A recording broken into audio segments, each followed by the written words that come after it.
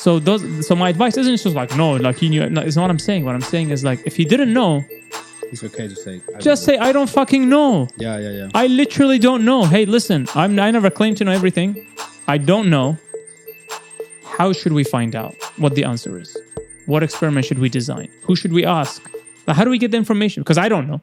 Welcome to the Melding Muse podcast, a space that celebrates people, the journey that made them, and the exciting ride waiting ahead. Today I'll be talking to Wared Seger, brother, disruptor, footballer, and CEO and co-founder of the groundbreaking data science company Parrot Analytics. We talked about his journey, what it takes to disrupt Hollywood, dealing with stress and pressure, redefining work-life balance, arrogance, confidence, resilience, and a bunch more. This was a conversation I truly enjoyed and inspired me in a bunch of ways, and I can't wait to talk to him again for part 2. Wared Seger, welcome to the Melding Muse podcast. We finally made it. We made it happen. How are you, man? I'm good. How are you doing? Yeah, great. Hey, long time coming. Yes. So I'm going to crack this thing right open. Oh, I'm excited. Courtesy of Adrian. So shout out Adrian. Adrian, amigo. Our friend. This is for you. This is for you, my friend. This is for you. I found this, a bottle of this in New Zealand. So if we like it, we can actually gain some more of this. All right.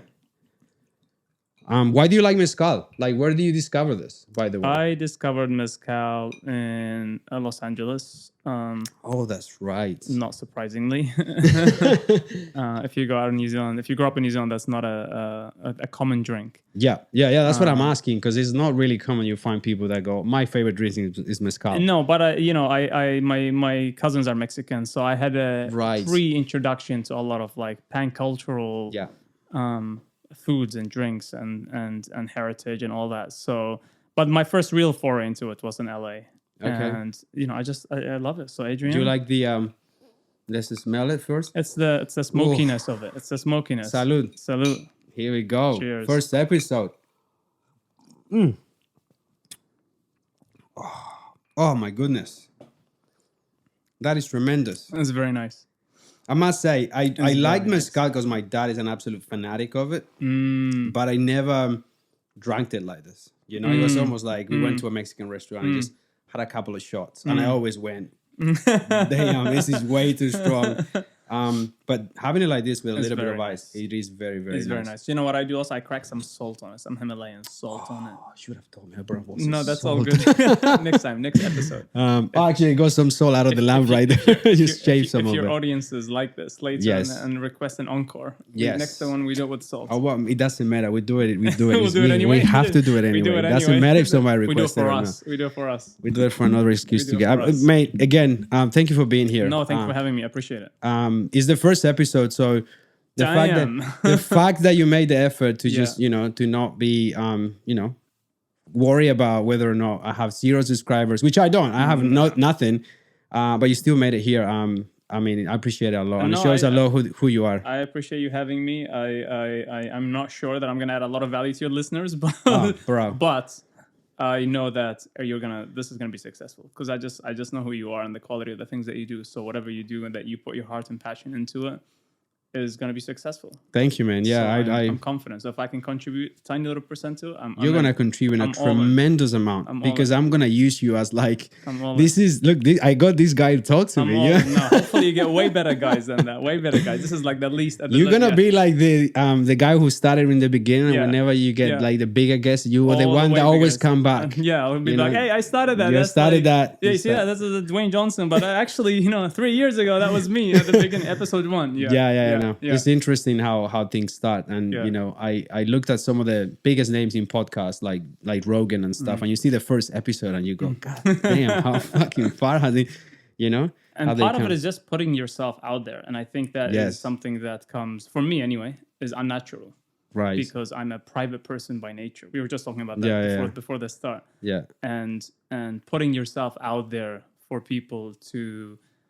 Especially nowadays, because what happens is we spend our time online, and so we see people on social media, and they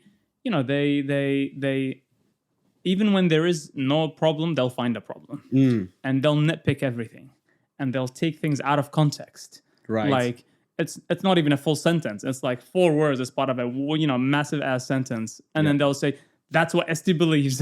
And you're like, wait a minute. Can you just finish the sentence? Because I clearly say that, only applies in certain cases. Yeah. And so particularly nowadays when things are like so charged and people are so like, oh, they're just out for blood. I don't know why. Yeah, I don't know. I don't know why would you spend your time just, I don't know. I wish people would just chill. So, but that's also why I like your energy and what you're putting out there, because I know it's going to be a positive force in the world. So it is. It's trying. I mean, the whole idea of the podcast really was when I get to talk to people like you who actually inspire people like me to get better, to be passionate about things that I do. And that's one of the things that when I started the podcast idea, I was like, man, I sit down with you and with many other people, and we had conversations, sometimes in meetings that have nothing to do, and just started to spiral to this conversation where I'm like, man, this is very useful for me. Like it helped me a lot professionally, personally. And let's just record them and put them up there, see if people get interested. And if we help someone on the other side of the world, that may be going through a rough time or is looking for inspiration to work on, her little project, and she just sees something and she's 100%. Like, wow, that's inspiring. And then that's worth it. 100%. That's worth it, because there's so many of these stories that we don't hear. And that's the power of the internet now. That just amplifies the sharing of knowledge and information. Yeah, 100%. And inspiration. Yeah. Yeah. Let's start talking about, this huge little tiny project that you started many years ago that is now leading the industry of entertainment. Yes. Tell me about how do you first of all, how do you decide, okay, I don't want to work a regular job, I just want to start my own company. Oh, okay, I see. Yeah. So from the very beginning, And let's find something fucking hard. Yeah. Because I love that. And let's just innovate in an industry that takes so long to adopt something new. Yes. Well, there's a lot there to unpack. So let me have a drink first. This is going down quite a few years now. The most I realized that the most, and a lot of people, I'm not the first person to realize this, but the most impactful things to do are usually the hardest things. And even in business, even at work, whenever we have certain decisions to make, it's quite often, it's not always, but quite often, in fact, almost always actually, that the best decision is the hardest decision. And that applies here and applies in a lot of our daily facets in life. So for me, we'll start at the very beginning. I went to Auckland University. I studied science. My background is in science. I was a nerd, and I was always interested in the applications of science, and how you create things. I had dreams that I wanted to change the world and all of that sort of stuff. And so I started just looking up, again, it's the power of the internet. I mean, I actually remember, you and I are old enough barely just to remember that, the very first dial-up experience you had. The very first, and then you're like online, you're like, oh my God, I'm playing chess with someone on the other side. That was, for me, that was the first thing that I did.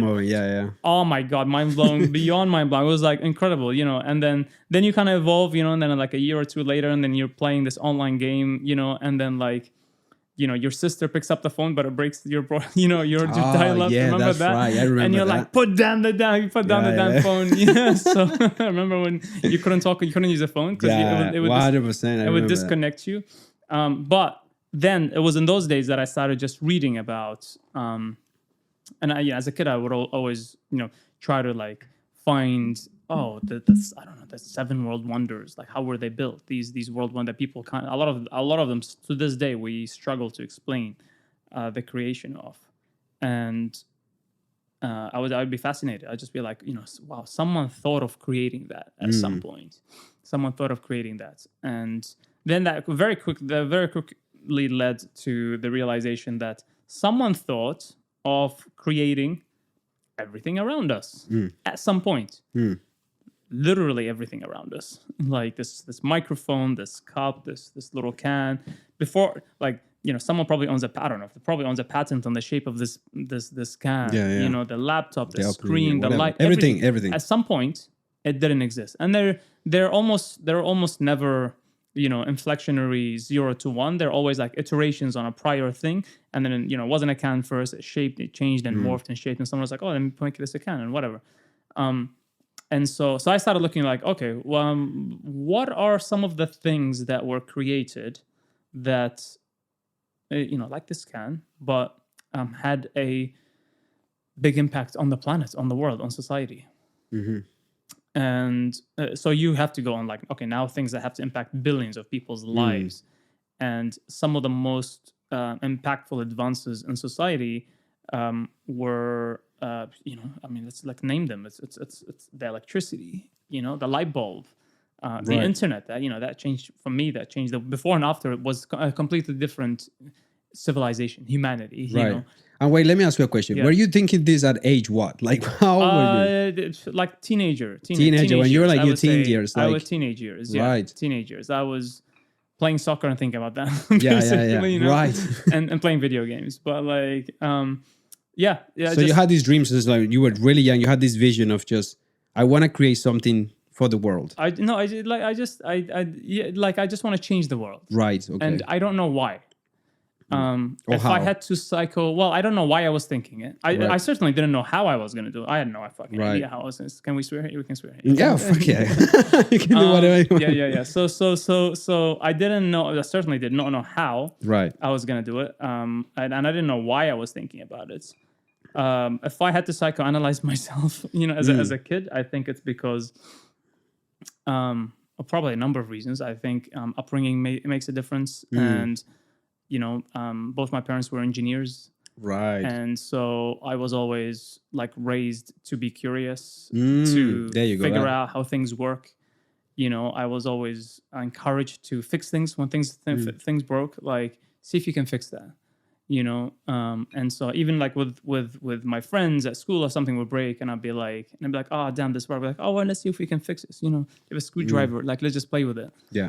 And it was just more like, you're curious, Yeah. And so I think that probably drove a lot of my inner curiosity about how things work in the world and how things were created. I was fascinated by that. And I have a lot of folks in my family were creators. Some of them are artists, musicians, engineers. And so I probably was not. I'm probably the least talented person out of anyone that I know in my family. So I wasn't gifted with anything. I wanted to be at some point a professional soccer player, and then I did the odds, and I realized I wasn't good enough. And so that was a disappointment. But so beyond that, I was like, all right, what do I do next? No, but I was interested in just how things work, and so I started looking at what are some of the things that made the biggest impact on the world, just at least like understand how they came to be. And those things are, the internet I talked about, the electricity, the light bulb, penicillin, internal combustion engine, industrial revolution that changed how things would work, right? Yeah. Like everything, transport and so on. And so these things were moments throughout human civilization that you can point to that were, inflection points that like changed the course of what happens next in humanity. Yeah. And then I started looking at them like, okay, what do they all have in common? Because some of them, are hundreds of years apart. They were developed by different people and so on. And they all broadly had three things in common. I figured out, and maybe someone else did. I don't know how I remember figuring it out, but they broadly had three things in common. They were most things, not all, almost all things that had a consequential change on humanity after they came to be were usually rooted in science. There's a scientific source to that creation, and they had elements. So that's like a Venn diagram. So I drew that first circle as science. The second circle is technology, and technology is the application of science. So a lot of people think technology and science are synonymous. They're not. Technology is the application of science. You take something that is a scientific innovation or invention rather, and then you apply the application of that, the innovation of which is less broadly categorized as technology. And the third was entrepreneurship. Right. That is taking that technology that is rooted in science and taking it to the mass market, taking it to people, to have real life users around the world. And so all of those things, if you look at any one of those things that we were talking about, at some point, had that cycle, they had rooted in science. And then there was a technology element to it that applied that scientific principle or scientific principles. And then there was an entrepreneurship element to it that said, hey, let's package that somehow and commercialize it, or take it to the mass market, or release it, on a wider base. And it's a way of thinking.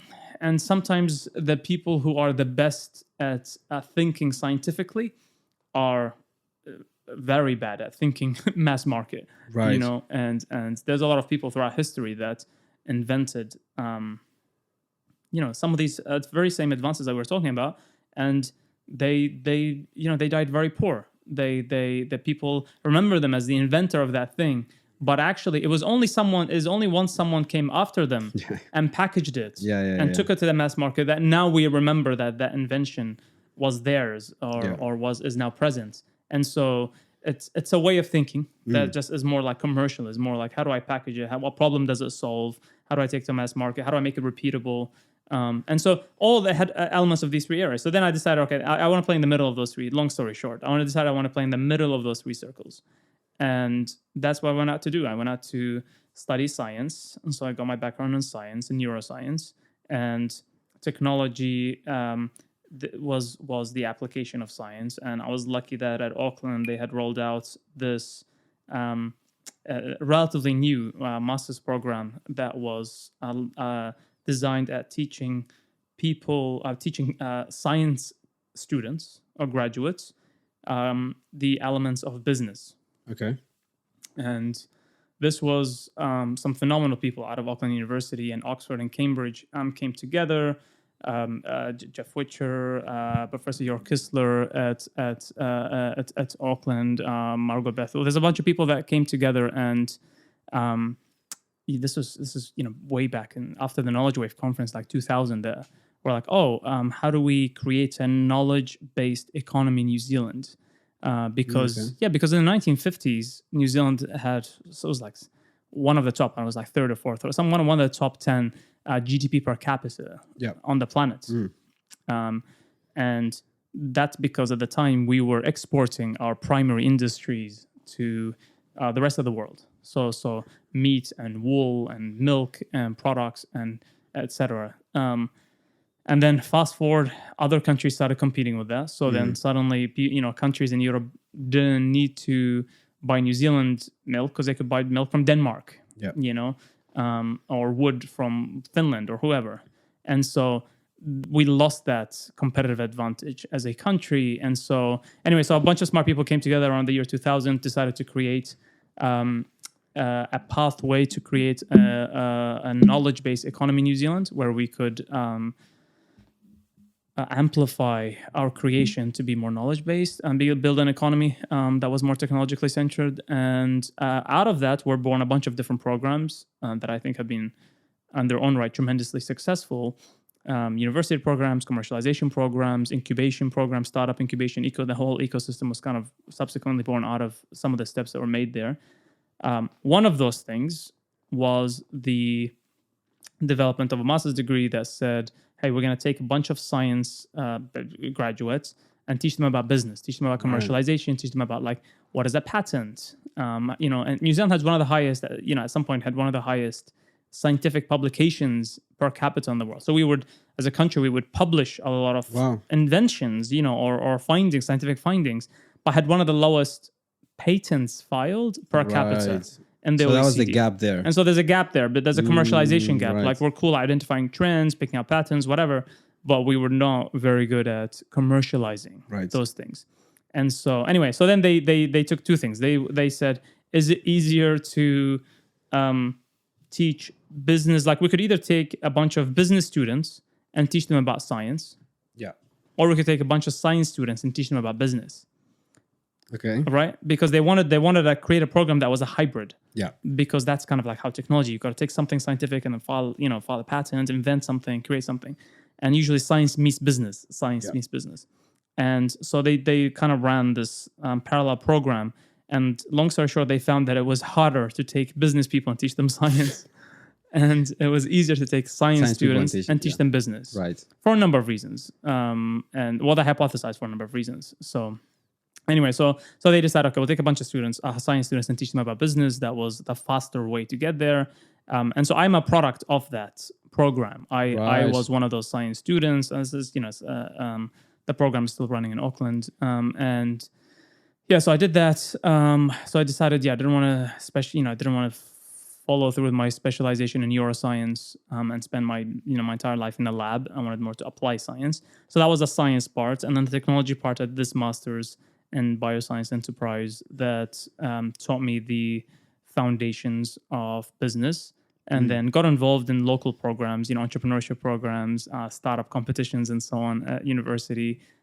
So I ran a bunch of them, and that also taught me about, working with real life companies, and internship programs, and, various things as a student you don't really get exposed to because you have quite a sheltered life inside university. And so that was the technology part of it. That's the second circle. And the third circle was entrepreneurship. Remember, those are the three things that all those things that changed the world had in common. And entrepreneurship, I think you can't learn. You have to do to learn. You have to do it to learn it. You have to get the scars and to be like, oh yeah, shit, that one. No, that one hurt. That one hurt. I know how to do that better next time. Yeah. And so that's when Parrot got started. Was actually at the very beginning, and I said this to our investors in the early days. A lot of them like, yeah, whatever. Tell us about the market size and so on. But I said my goal here is to learn about entrepreneurship. I hope and I think we're going to create a lot of value. But my goal ultimately, because, they ask, why are you doing this? As I would, as would I rather, if I talk to an up and coming entrepreneur and they're looking for investment, like, why are you doing this? I want to see if they're in it, if they're in it and whatever. And I just said the truth. I answered the truth, which is I want to learn about entrepreneurship, because I think down the line, I'm going to take what I'm learning here and I'm going to combine that with my knowledge about technology and science. And hopefully, I'm going to try to create things that change the world. Later. Okay. And so this whole initiative, this whole experience was a learning exercise for me. Don't get me wrong. I'm still going to try to, create value for you as an investor, for us as a company. But ultimately, my goal was to learn. And a lot of, really wise people, some mentors were like, this is a thing you have to learn. You can't just study entrepreneurship if you have to do it. And so that's what I'm not to do. That's how it started. That's the very beginning. Before we even started working on the company, that was my personal journey to getting to deciding to wanting to do this. Wow. Okay. First of all, didn't know about that whole program about New Zealand. So that's very interesting. So let's go back to the moment where you go, okay, well, I want to learn about this. And then you landed on this idea for what is today Parrot Analytics. Yes. How did that come to... And first of all, also I want to ask you, because I've always wanted to do this forever. Like, I have this idea for this company. But I was always too, caught up in how do I even get started? Yeah, it's hard. If I was listening to a podcast that would, help me to get my ideas together, how the fuck do I even start this? Well, luckily now is easier than it's ever been. Now is a lot easier. Now is a lot easier. Back then, how the fuck do you even figure it out? It's hard. And it's just hard. And honestly, because as we just explained, I didn't know anything. Yeah. I was doing so how do you navigate that? I was doing this to learn. And the real answer, like a lot of people are like, oh, but, we do this and get mentors and teach. And yes, we got the advisors, whatever. And people that have done it before, certainly that they kind of show you the pathway. That's super helpful. But the truth of what actually happened was, it was like I was just stumbling in the dark, and you just stumble. Like nowadays, again, it's different. You have access to so much information, so much resources, and you can have like AI developers building shit for you, whatever. So now it's just incredibly different. It's very different. So back then, and remind for people who don't like the timeline they were talking about is like 13 years ago. We're talking about 14 years ago, something like that. The world was different. This is pre-AI. This is like very bad internet days, and the truth is, it was just you just walk into a door, a slammed door, and jump, and then you're like, fuck, that wasn't it. Shit, this is locked. This is not the way. So you got to try to find another door to get to where you want to. Now, I see the full thing. I'm like, this is the route. This is how you get there. Right. But back then, the answering your question, how is I don't know. I didn't know. And it was just like the only thing that I had, and the only thing that I think you still need, even today, with all the tools that's available to you. Because you got to remember, the tools are not just available to you. They're available to everyone else. Yeah. And so what sets you apart?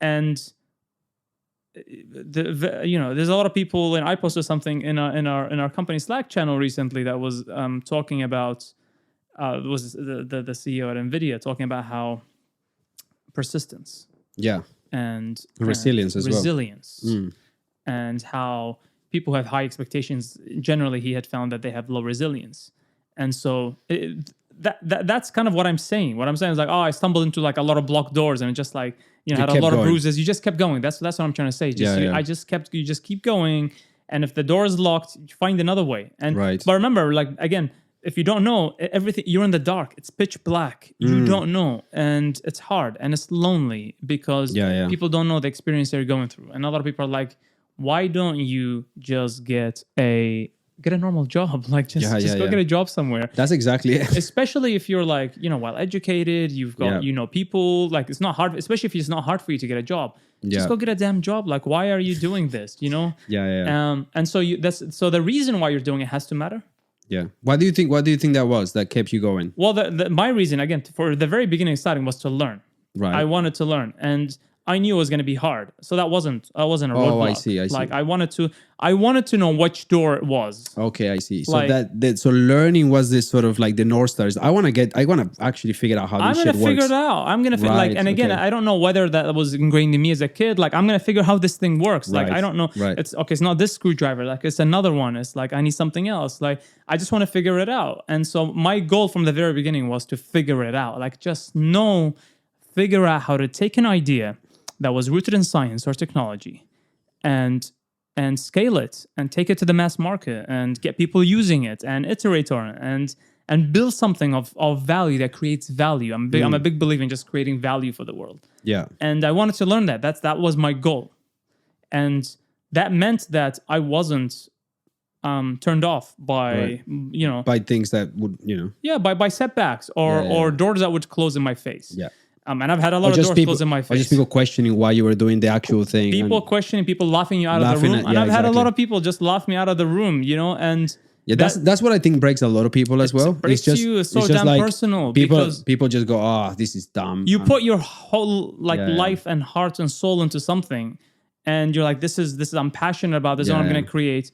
And unfortunately, a lot of people just just look at it and be like, for one or more reasons, and maybe rightly or wrongly, regardless, they just tell you shit. Yeah, and that hurts. It stings. And one of the things I had learned that I had to have also along the way, that I also learned as part of this experience, is you have to have a thicker skin.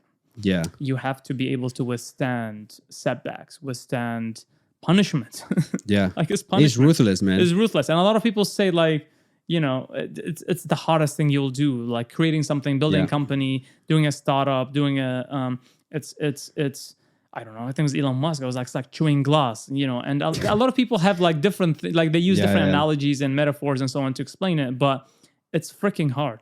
Yeah. And you have to have a good reason of why you're doing it. And you have to be passionate about it, and you have to be resilient, and you have to have persistence.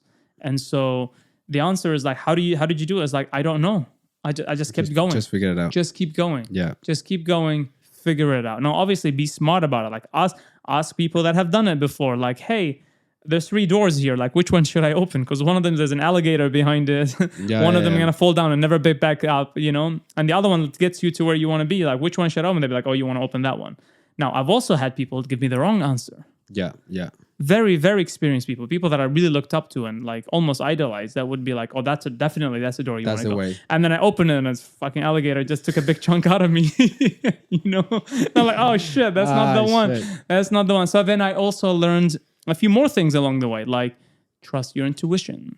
You'll always have the most information about the thing that you're doing. Right. Because you're in it, you're living it, you're breathing it. And so you also have to have a filter that takes what people are saying and distill it down, right? Yeah, to where you are, and ultimately have to make a decision, and know that you're gonna have to live and die by your own decisions. Like it's you that's gonna get bitten by the alligator. It's not the guy who gave you the advice, because whatever happens is like, No, I told you that's the door, but maybe you opened it too fast.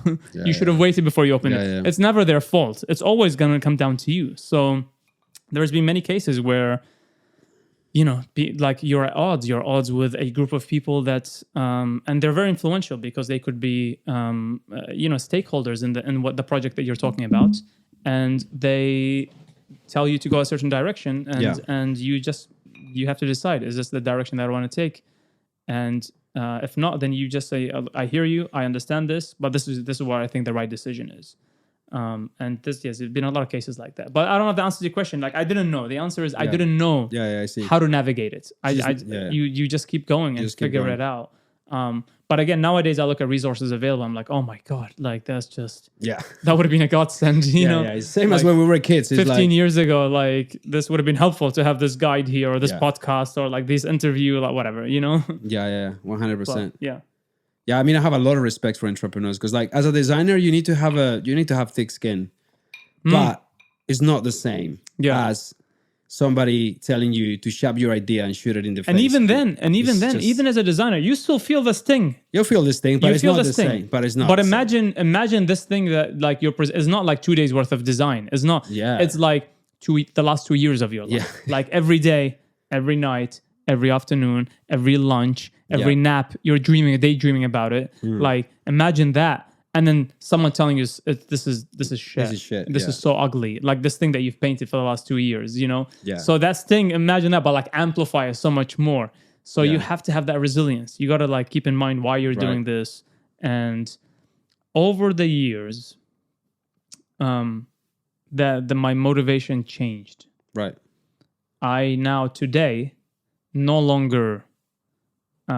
longer motivated by the same desire that I had 14 years ago to learn.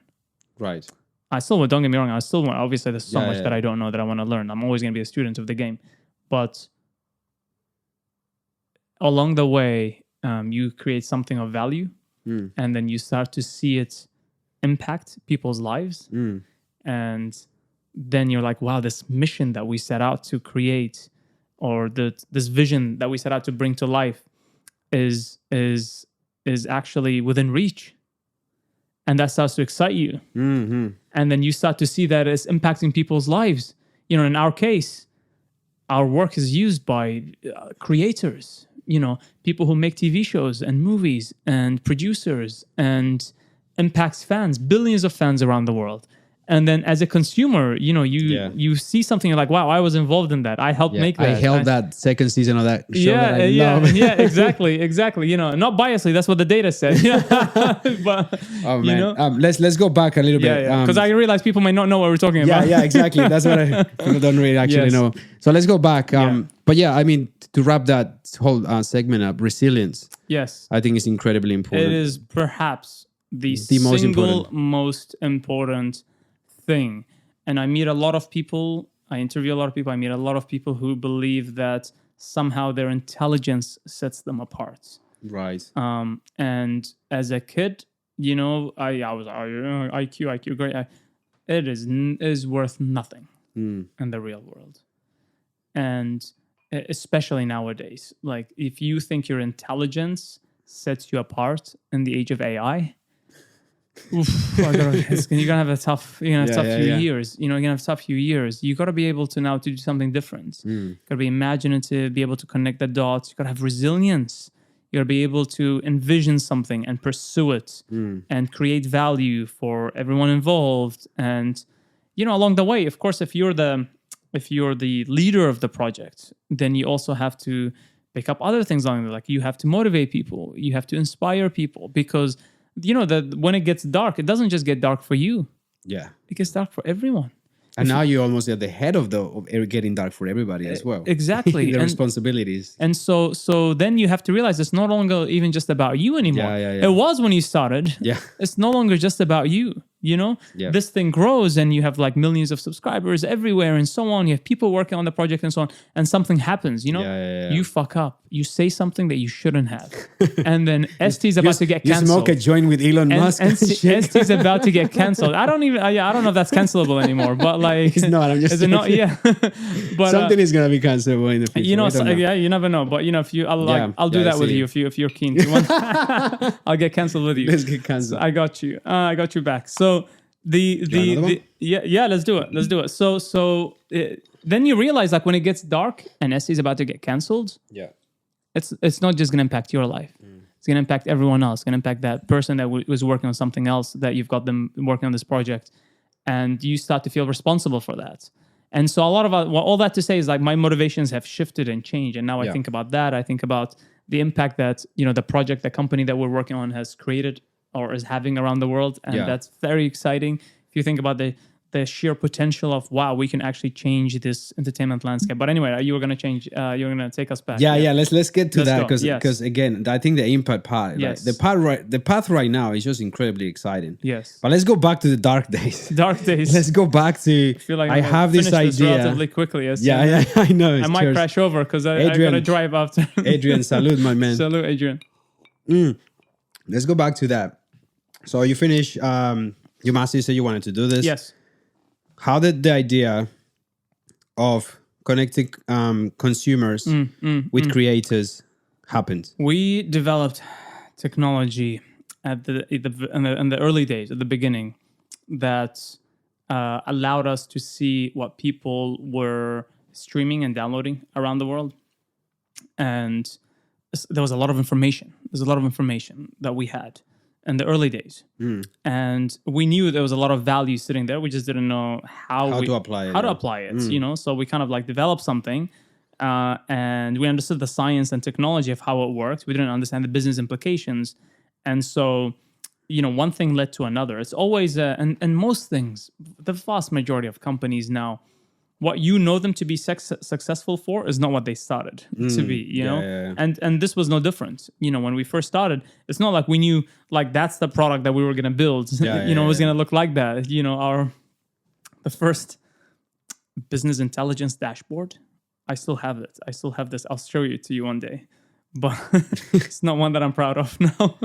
But the first BI dashboard, 14 years ago, that was fancy. BI dashboard. Yeah, I know. That was like, holy shit. You could see what's happening around the world. I could show you with my dashboard what audiences were watching. Yeah, I mean, that was groundbreaking. That was groundbreaking. Now it didn't look like what it looks now, of course. But like the sketch, that was like just envisioning, just picturing something like maybe we build something like this. But yeah, how do you get to that idea? So go back to how do you realize that this is the value business application? What is it that you have? Well, what we had was access to information, data. And even back then, there was a lot of noise about big data, right? There was a lot of like analytics. 14 years ago is not that long ago. And so there was still a lot of, you know, quite advanced analytics in different industries. Not a lot of media entertainment. Media entertainment was still one of the least data-driven industries. I know, still is. To this day, still is. And that's starting to change on one hand with a lot of technology companies that are tech at heart, that are like a lot of the streaming services, platforms that apply technology and data.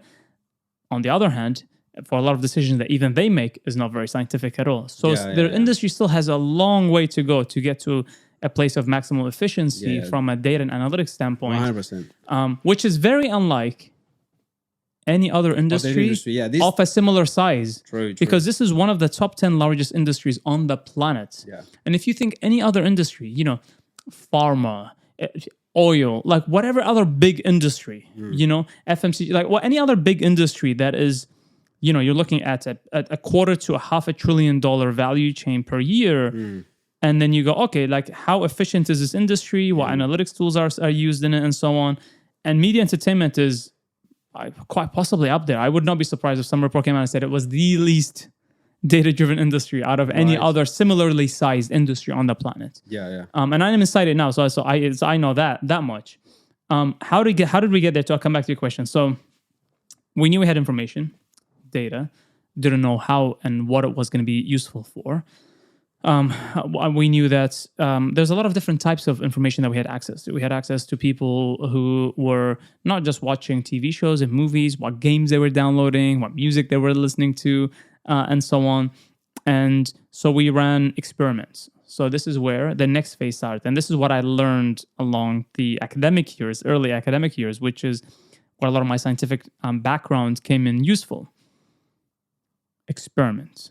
Right. So I'm a big fan of the lean startup approach. And the lean startup approach, in short, basically says you have a hypothesis, you design an experiment to validate or invalidate the hypothesis, and you're going to decide before you do it what constitutes a validation of the hypothesis, or what constitutes an invalidation of that hypothesis, and then you pursue the experiment, and then you see what results you get, and you may need to refine the experiment. You're like, oh, results are inconclusive. Let's refine the experiment to get more conclusive results. So you just take, which is a basic scientific discovery process, apply it to business. And Eric Ries, the author of Lean Startup, Steve Blank, for people who are listening who are looking for some of the best, to this day, I still think some of the best resources to start with. Read the Lean Startup, read Steve Blank's customer development manifesto, customer development methodology. And all of it is just all rooted in experimentation and hypothesis testing experimentation, which is inherently a scientific approach. So we just went out and did that and said, hey, we don't know who this is valuable for.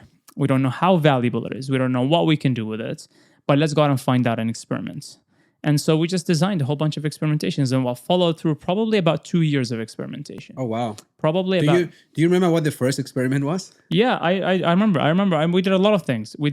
We went and validated. What was the hypothesis and what was the... One of our hypotheses was the data that we had about people listening or what music to listen to was going to be valuable for music artists to help them figure out where they should tour.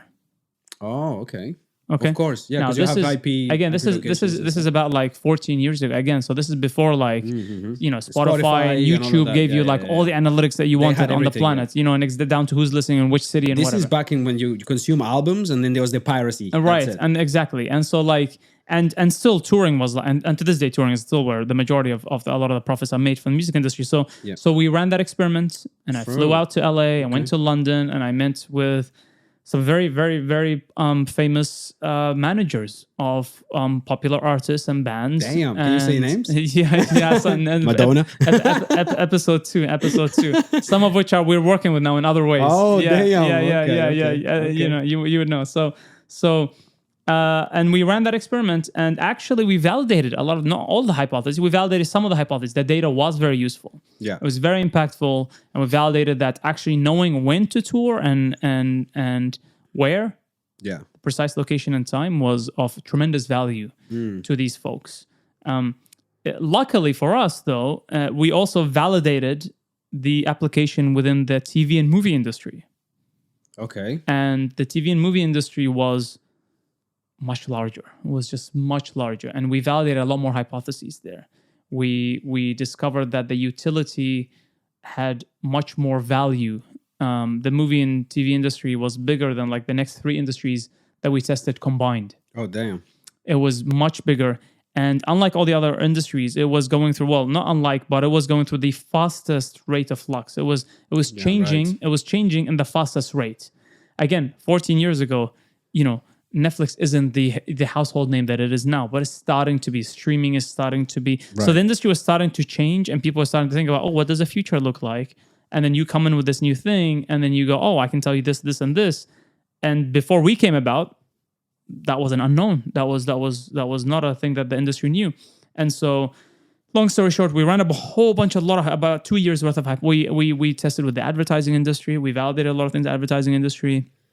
Music industry, publishing. We spoke to a lot of authors and so on. And all these experiments actually help you down the line as well when you did sort of focus on the TV and movie industry, right? Because those hypotheses are still of course applied on that other segment. Of course. And a lot of those hypotheses, we actually made a very conscious decision that we were going to pursue it, just not now. Right. Yeah, that's what I mean. And we're coming back to it later. Some of which we're literally picking out 12 years later. Yes. Yeah. Right. And so it was a fun time. And now going through it, it was not fun. In hindsight, in hindsight, I look at it now with warmth. I look at it with like, oh, that was cute. Like, you know, going through all of that and validating those things and being this little kid who went around and was like, hey, can I ask you a bunch of questions, please? And just asking for people's time to give you 15 minutes. And sometimes you got told no. Sometimes you pulled in a favor from someone who knew that person, who was like, listen, just like, you're like, let this guy buy your coffee. He's a smart kid. He's got something really cool to show you on an iPad. And so a lot of it was just that, was literally just going there, being humble, saying, I don't know, but you're the expert and I have something to show you. And I just want to ask you a bunch of questions. And to validate something in business, a lot of times you ask, you know, does it solve this problem? Would you pay for this? How much would you pay for this? Yeah.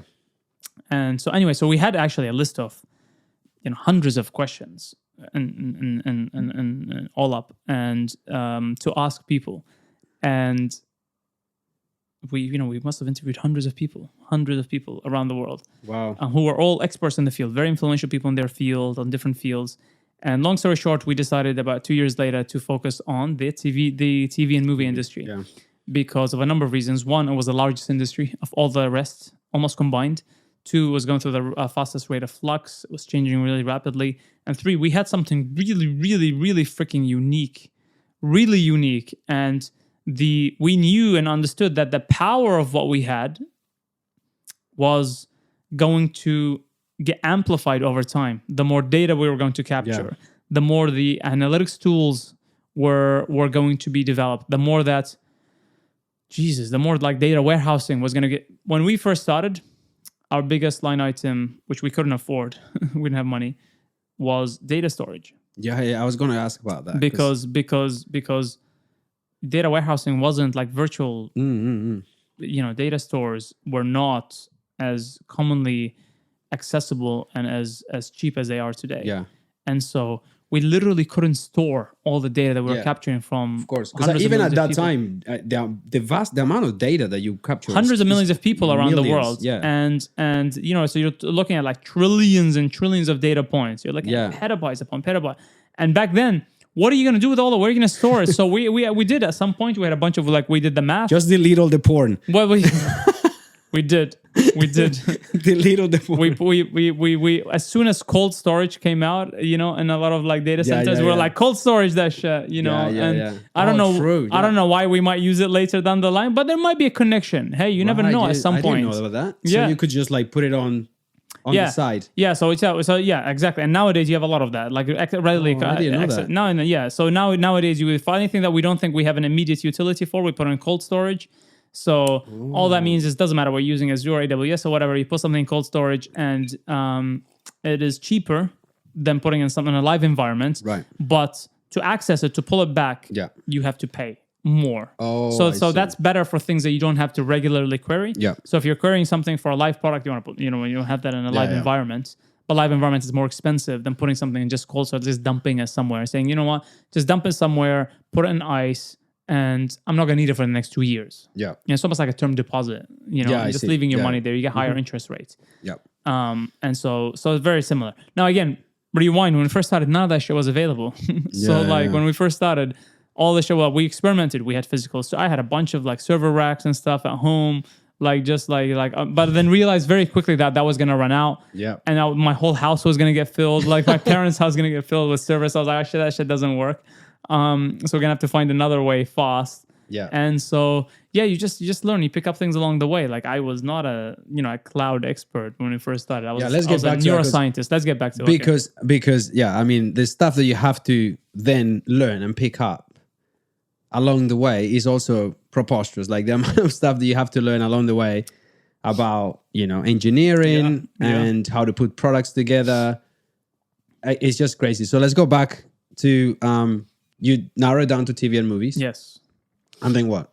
And from there, we had to decide what is our first product that we're going to build. Yeah, that's what I mean. So the first experiment, what was it? And the first product that we set out to build was on the back of us validating a whole bunch of hypotheses that centered around the value of a term that we coined, that we came up with, which was demand for content.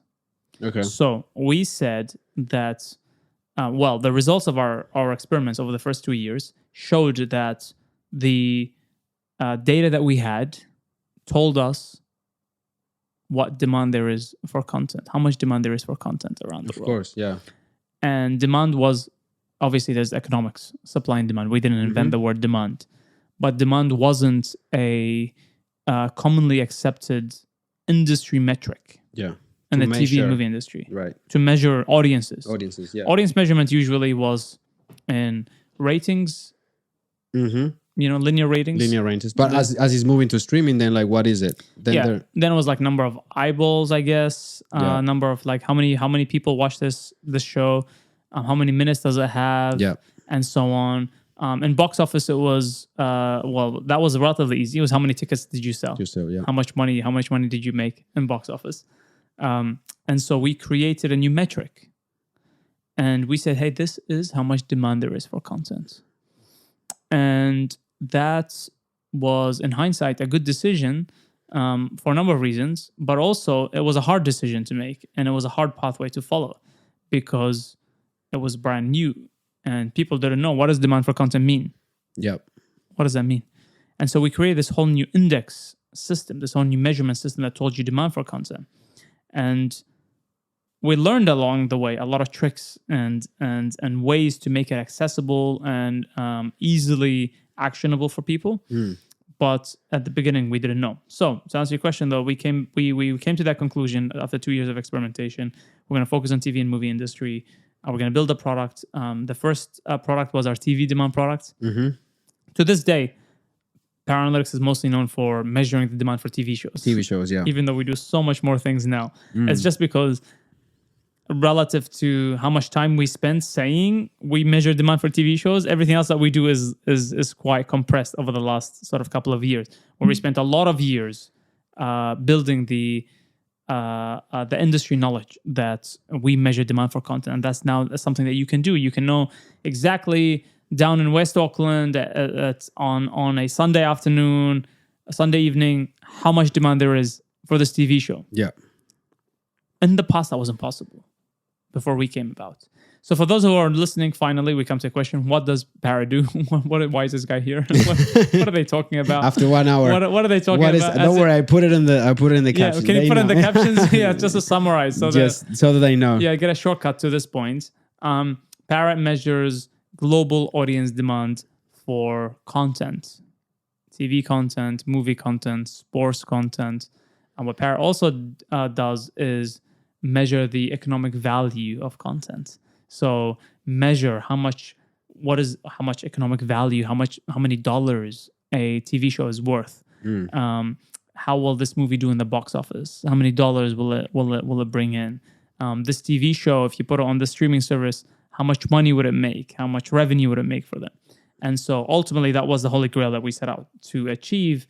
But when we first started, we said, hey, we're going to build a product that's going to measure demand for content. It looked nowhere close to how our products look today, but it allowed you to do something very cool. It allowed you to type in a TV show, select a country, and select any time period, and then just see a time series in real time of exactly how popular that show was in that part of the world, and with audiences there in that place. And that was groundbreaking. That was revolutionary. So we then signed up. We went out, and I went out to London, went out to LA, New York, and we signed up our first beta clients, studios, anyone who would listen, really, and in the very beginning. But that was the value of us testing the hypotheses at the very beginning, because we spoke to people and said, hey, would you pay for something like this? And people were like, yeah, we would pay. We want to know. We want to know if our show is popular in that place. We assumed it's not because we couldn't sell it to any buyer there. But if we had the data that told us, hey, our show is really popular with audiences in your market, and you're wherever down in West Auckland in New Zealand, in Auckland, then I'll go to a local broadcaster and say to them, hey, this show is really popular there. Maybe you should buy it. So the studios and producers wanted to buy it. And then the people who are the content buyers themselves, the people who are programming content, wanted to know what's popular with their audiences here. Yeah. And in the past, they didn't know. In the past, the only thing they had was of the shows that we had previously bought and aired on TV, how much ratings did they have? How many rating points did they get? That they had access to. But they didn't have access to this, Swedish TV show or this like Colombian drama or this like American sitcom that had never aired in this market. If it was never available here, they had no ratings for it. And so they didn't know how it would perform. They only know, we had something else similar to it that didn't do too well. This thing might not do too well either. So it was very, very like, finger up in the air. We're not very scientific. And that's what we validated through our early experimentation. So long story short, we rolled out a TV demand product that told the TV industry how much demand there is for TV shows around the world. We signed up all the major studios, TV networks, streaming services. And then from there, we said, hey, we can also do that for movies.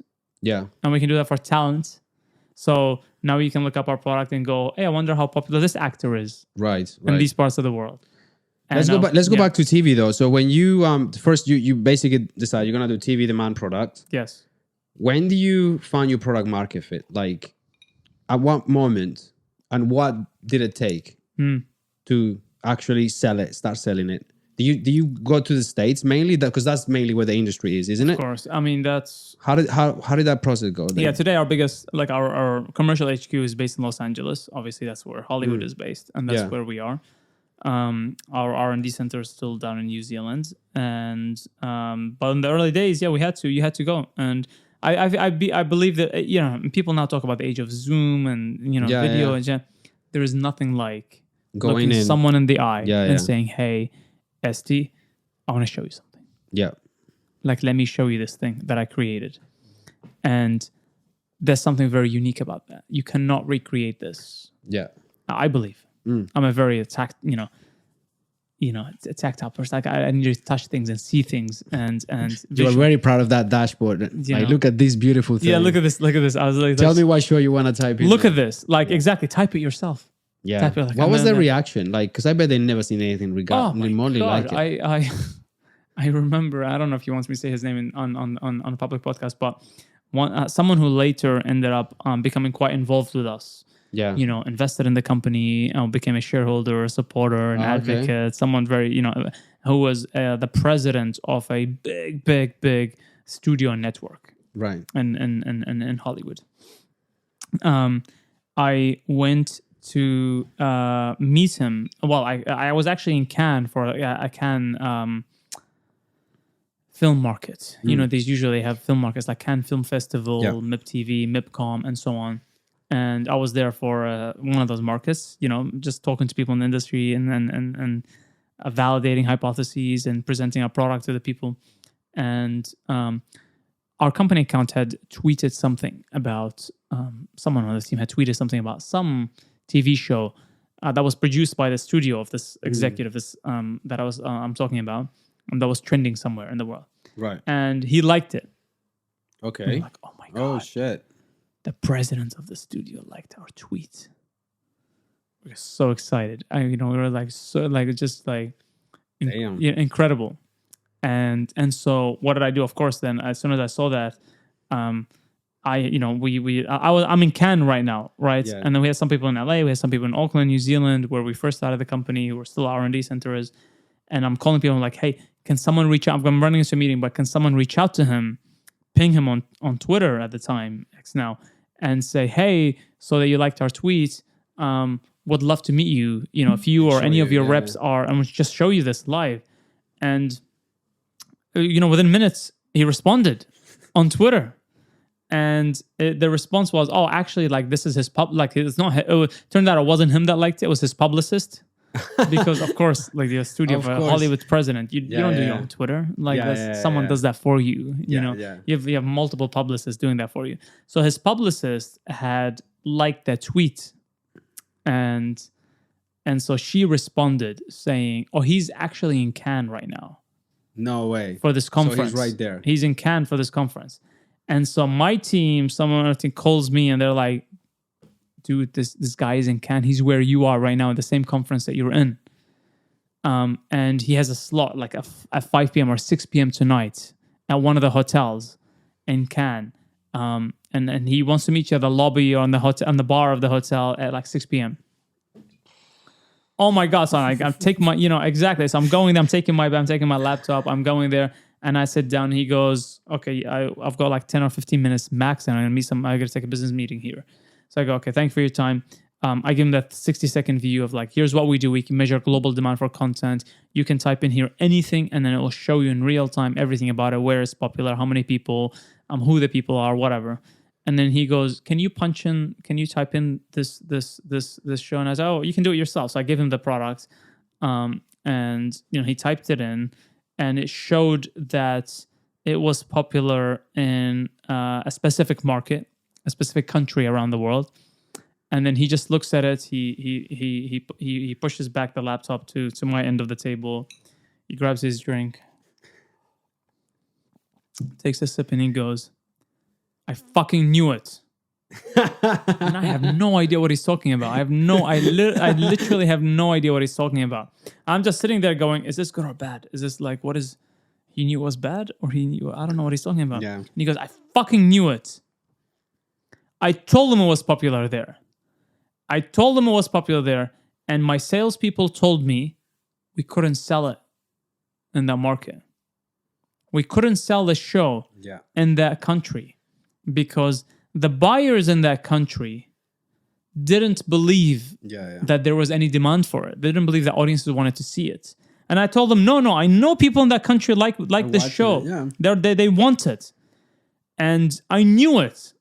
And so he just goes, how do I get involved in this? Like, how do I partake? Anyway, so one thing led to another, and as I said, he became, quite involved with us. But a lot of the times it was just things like that. It was just, you start, one thing leads to another, and you take something of value. You just keep validating hypothesis. And every interaction that we had was something that was validating hypothesis that this was valuable. This will solve a problem in the industry that had previously not been solved. And the process never stops. Fast forward to today, we are now solving new problems for the industry. We are spending a lot of time and effort and money on research and development and R&D to solve new problems for the industry, because the industry is moving and is advancing and is facing new challenges. And the fun thing is now we are in a position where we get to innovate and solve for the industry. So so that's how we kind of arrived at the launching a TV product, going to the stakeholders who were producing and were buying and selling TV shows, and showing them the value of the product, and getting to the question about product market fit. It was really about, and product market fit for me is relatively simple. Is someone willing to pay for your product? Yeah, that's what I mean. What was the first client that was like, I'm willing to pay for this? And what was the problem that they wanted to solve with the first client, if I remember correctly, that the first client that truly grasped it and used it every single day to drive tens of millions of dollars worth of decisions was a local streaming service. That was buying content for a certain market, and they just wanted to know what to buy. Yeah, they need to know what to buy. They didn't know what TV shows, what movies to buy for their markets, and they had no idea. They had linear ratings. Yeah. But linear ratings, again, as we had just talked about, are usually for things that had previously aired in that market. Yeah. So, but they wanted to buy new shit that didn't exist, that never aired in that market. So it was always, they wanted to be a step ahead. So that was the first content buying client. The first studio client was a big studio, a big British studio, content studio. And for them, they had made a lot of content, very, very, household name content. And they wanted to know, just like this studio president that we're talking about, where it was popular, how to better monetize it, which markets haven't they sold it into, or how to better negotiate for its price. Once you land those and they start using it every day and so on, then you get to product market fit, which is usually about someone willing to pay for your product, and how much do they value it, how will their daily jobs change if you took it away from them. And you got to ask your question as an entrepreneur when you're looking for product market fit. If suddenly you're using my product and I said, that's a product, and I said, sorry, touch your glass, ST, I'm going to take this away from you. This no longer exists. How much are you willing to pay to get it back? How much do you care? How much you care How much do you even care, let alone pay for it? Yeah. You may not give a fuck. True. You may just say, I'm done with that glass. It's empty. I don't care. Go take it. My life is not going to be impacted one bit. I'm not going to pay a cent. I'm not even going to waste a minute on it. Yeah. But if you say, please give it back, I'll pay a lot of money for it. I can't do my job with it anymore. I need that product. Then you know you've got product market fit. You know you've solved a very particular problem that is worth solving for someone.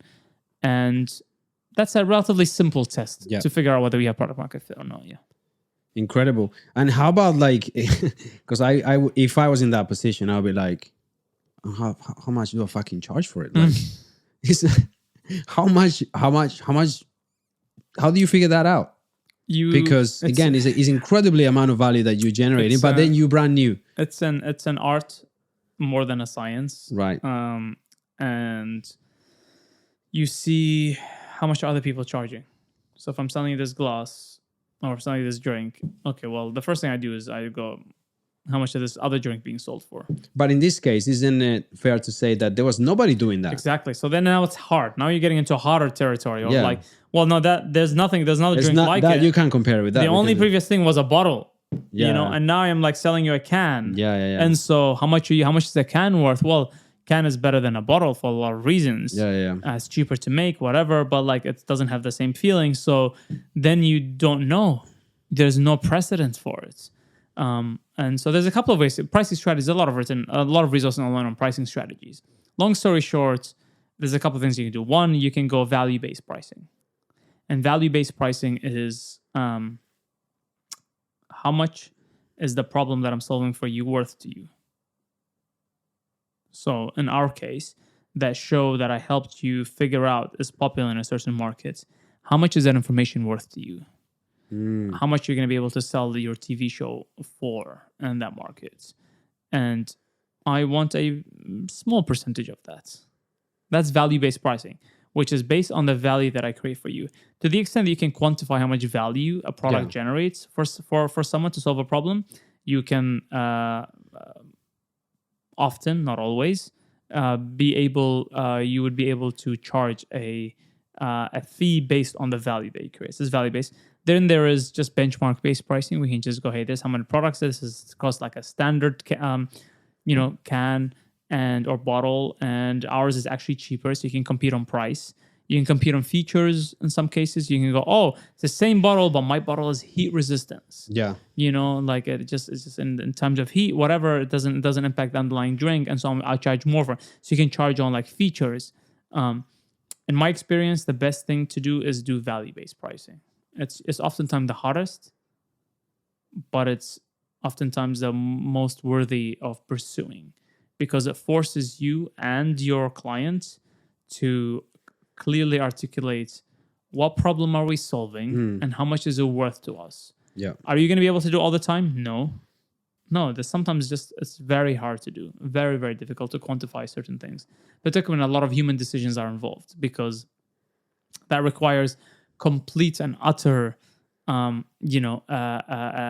objectivity when it comes to figuring out, like, how did we achieve this outcome? How much of it was due to this product versus my genius? And a lot of people have ego, and so you find it difficult to quantify that value. But to the extent that you can, you always try to go with value-based pricing. Interesting. It works well for both parties as well at the end of the day, because you know that you're getting the best value out of this, and then you know that you're charging the right amount of money. It's just harder to execute usually. Yeah, it is harder. Because by far the easiest thing to execute is saying, Esti, you're paying $5 for this can. I give you the exact same one. It does everything that thing does for $4. Yeah. I'm gonna save you $1. Mm-hmm. That's by far the easiest thing. Yeah. Because for you, it doesn't requires no thought. It requires no work, no energy. You just go. You figure it out. Oh yeah. Yeah. I'll give you $4. I save $1. Here you go. All right. Versus like, hey, I'm gonna give you this new thing that doesn't exist before. With it, you're gonna be able to do all these cool things, and you're gonna generate a lot more value. Let's work together to quantify what that value is, and I want a percentage of that. It's more valuable to do that process, but it's just harder. Yeah. And I imagine that after that, then you started to realize, holy shit, there is so much more things you can do other than just knowing when shows to buy. Yeah. Because that's where we're sitting at right now. Where that's right. Yeah. There is a tremendous amount of applications. And also let's talk about, because there's something that we skip, by the way, I think, is the fact that we're not sitting in just data that's just downloads. You guys went and said, hey, that's not good enough. We built on the initial data set that we had, which is what people are downloading and streaming, what they're watching. And we had this, we did not develop. There was already a well-documented thesis around the internet creating what the authors at the time called the attention economy. Right. And we looked at that concept and we thought, that's very interesting. We do live in an attention economy. Your time is the most valuable resource that you have. And the more I thought about it logically, the more I was like, gee, that makes sense. Yeah. I'm capturing your time now. You're capturing my time. That's value, because at this point in time, I'm not doing something else. I'm not watching a TV show. Yeah, I'm not watching a video, whatever. Yeah, whatever. And so attention is a currency then. That's all it means. It just means attention is a currency. How do we value that currency? Well, first, in order to value it, you have to capture it. Yeah, you have to capture it. And so we realized that what we had wasn't really capturing all the attention. And so we went out and said, hey, let's capture all the different other buckets of attention where people express demand. Where people are expressing their demand for content or talent or video games or sports. So we expanded the horizons of what we were measuring. And because the reason for that also, because we will probably get to it, but is because as consumers, we didn't really differentiate between a TV show and a movie. Yeah. If I want to watch something, I'll watch it. It could be a TV show, it could be a movie. It made no difference to me. And or I could stream my favorite streamer, playing a video game or something. Again, consumers nowadays, the only thing that matters is, are you able to capture their attention, and where are they spending their attention? So in order to do that, we went out and started to capture attention. In order to do that, we said, where are people spending their attention today in this day and age? And people are spending their attention in lots of different places. They're watching things online, certainly. That's where we started, by people who are watching, streaming, downloading. But of course, streaming now is like, it's like YouTube, is Twitch, is whatever. But people also discuss. There's a lot of social media, chatter, conversations, a lot of creation and interaction between creators and consumers and fans. Then people, what if people just read about articles, read about blogs, read about certain things? Well, that's capturing their attention as well. And so on and so forth. So we just went out and started plugging into any place where people were really, where content was capturing people's attentions, where people were interacting with content online. And we reached a point of diminishing marginal returns. That is, once you have so much data about where people are spending their time and what's capturing their attention, then the nth source of attention that you add doesn't actually make that much difference to the underlying data sets, to the underlying data, right? So that's when we started to go, okay, let's plug into all the different sources of attention that we have, and that took us a few years, and a few years later, then we were suddenly sitting on a platform that was capturing, a lot more attention than when we first started. Arguably the single biggest audience behavior data sets on the planet. Yeah, incredible, because I don't think people realize how difficult it is to have the amount of data that you guys were sitting on and actually quantifying it and making it into something you could actually understand. Because I think that's something I learned when I joined Parrot, that you see this platform, you actually see the actual output of the metric or whatever, but it doesn't actually click in your mind when you go, oh shit, wait, that number is calculated based on a whole bunch of shit, and it just makes it easier for me to understand it. But there's a whole bunch of stuff. How do you guys figure that out? That's this number that I'm looking at, at any given point in time, maybe 384 million people contributed to it. Yeah. Because that's how many people interacted with that specific TV show. Yeah. Globally, because it was a big hit. Right. And it may be a small number, maybe it's 5 million people, maybe it's 1 billion people that interacted with it. So it's just it's the sheer magnitude that was the part of the difficulty. Two was the different types of interactions, because attention now, or content can capture attention in different ways. So it's not the same weight. So weighting it out as well. So we had to develop these complex systems that said, hey, if this TV show captured ST's attention for 1 second, Okay, it has some weight, some value. But if it captures attention for 4 hours, then that's a lot more valuable. Because 4 hours of attention is worth more.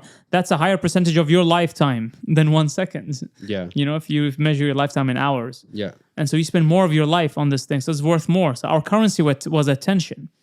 And so we had to develop these systems that would assign a meaning to how much attention you would spend with interacting with or watching or consuming a piece of content or interacting with your favorite talent or sports club or league or player or whatever it may be that is capturing your attention. And once we built those systems, then we had to surface them and we had to educate the industry on them as well. We had to educate the industry that that's what that means. Right. And that's more valuable. Now, ultimately, and I'll sort of like skip past a lot of steps in the middle, but ultimately, what really matters to people is their wallets. Of course. And so whenever you're building a product, and advice to entrepreneurs, you always follow the money. Always follow the money. How does what you have impact that person's wallet? True. Yeah. And if you can find the link, then you're just that much closer to finding product market fit. Right. And we found the link, and we actually had a much bigger grand vision of a link in mind, which was to ultimately assign a dollar value to every piece of content, to every TV show, to every movie, to every sports league. Yeah. How much is the Spanish football league, La Liga, how much is that worth? Yeah. In a certain market, in a certain country, how much money is that worth? And no one knew that. No one, like, again, what is known is historical deals. Well, historically, here's what the deal that between the Spanish league and this broadcaster, here's what the deal was. This is how much they paid for it. So $388 million a year. Yeah. You know, but how much is it actually worth? And so that's what we had to build a link for and develop. So fast forward to 2024, that's where we are now. So it's an exciting moment. Incredible, because I mean, going from, hey, we have this dashboard and this data that helps you with a bunch of stuff, such as knowing what shows to buy. Yes. To, I can tell you exactly how much money that show is worth. Yes. In a given market for a streaming platform. It has to be also a great timing for this company, because you're right in the middle of the streaming wars, literally. Yeah. Where everybody's just throwing so much more money to creating content. And something we haven't talked about, the ability to concept test whether or not a show is successful generates a preposterous amount of value for any streaming platform that wants to know. We were too early, actually.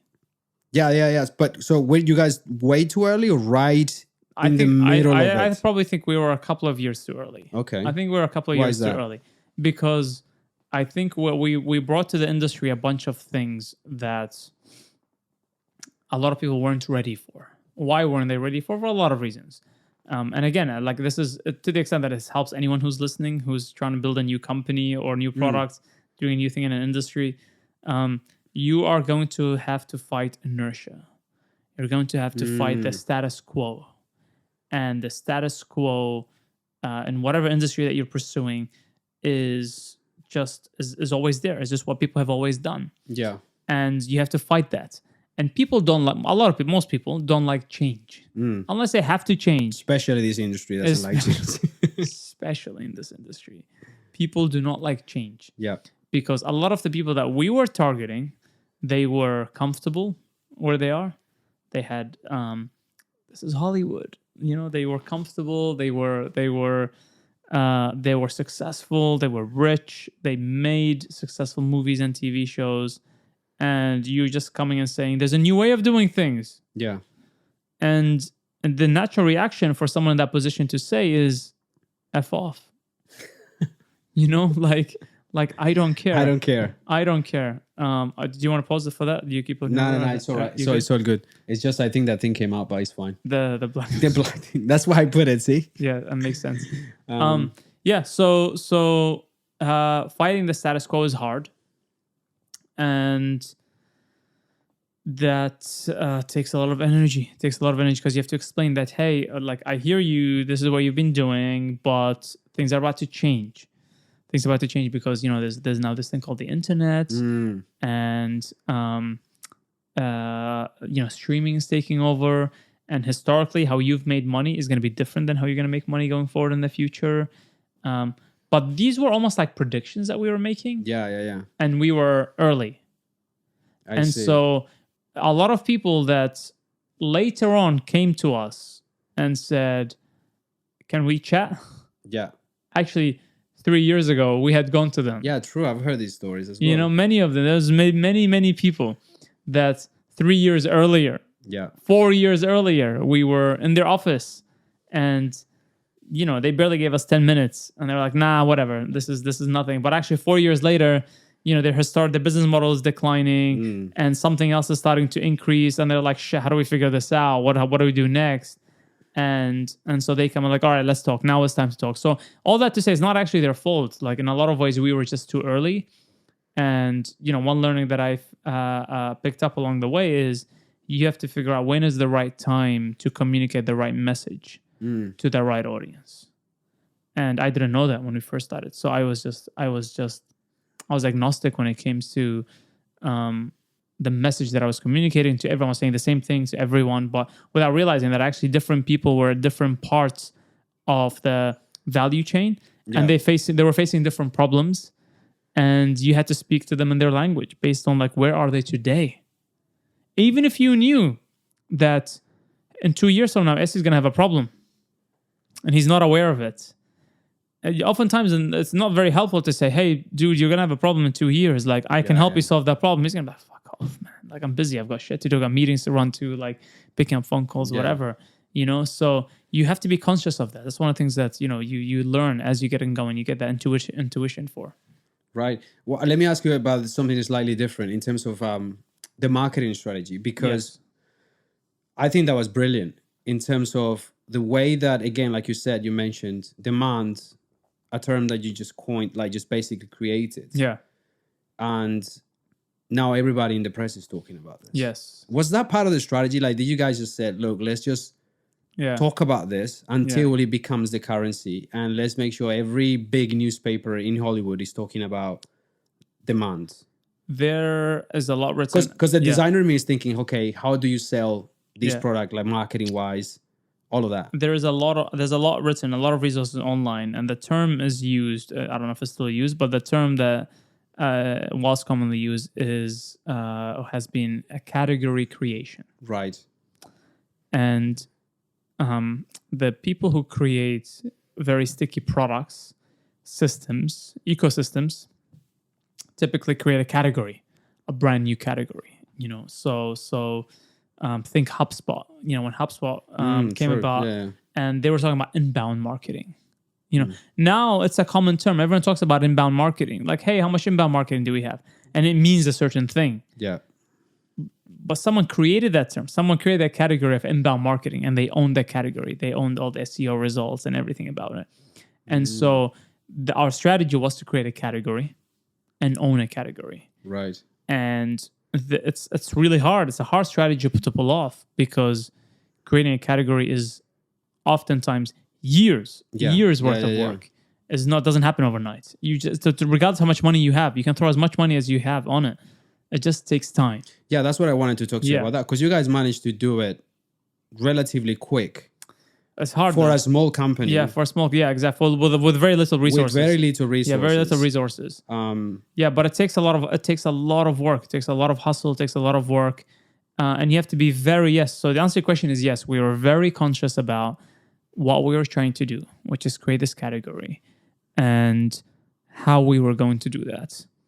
And my advice to people who are out there trying to create a category is to say, just to map out your industry and follow the money. You follow who pays who and who influences who in the industry. And once you figure out who pays who and who influences who in the industry, then you go, oh, these are the people first and foremost that we have to get in front of. Right. And these are the people here that first and foremost that we have to influence. And these are people there that we have to be friends with. And these are people here that we have to convince And so once you figure out who, from a just a macro point of view, from a top-down point of view, then that sets your strategy. And of course, you learn things as you go and you iterate and so on. But that sets your macro, like multi-year strategy.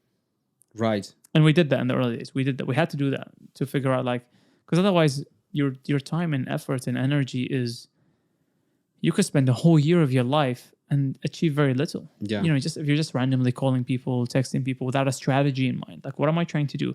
Which influencers or stakeholders? That's very strategic. That's awesome. You have to map that. Yeah. Yeah, because I worked in several companies before, but I never seen that before until I got to Parrot. When I saw that marketing strategy, I was like, oh wow, this is very different to anything I've seen. Yeah. Because of what you said, it's just like owning and creating a brand new category that didn't exist before. And people sometimes misunderstand or miscalculate, just one, how hard that is to do, but two, it comes, there are certain drawbacks that come with it also.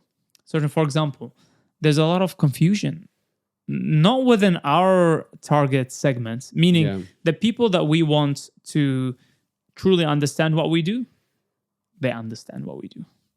Okay. Because we've been very focused on knowing like who they are, creating the persona, what do they read, what do they consume, how do they get their news, who's influencing them, who has their ear, and so on. So we know that persona very well. So the people who we want to understand what we do, they know what we do, they understand what we do.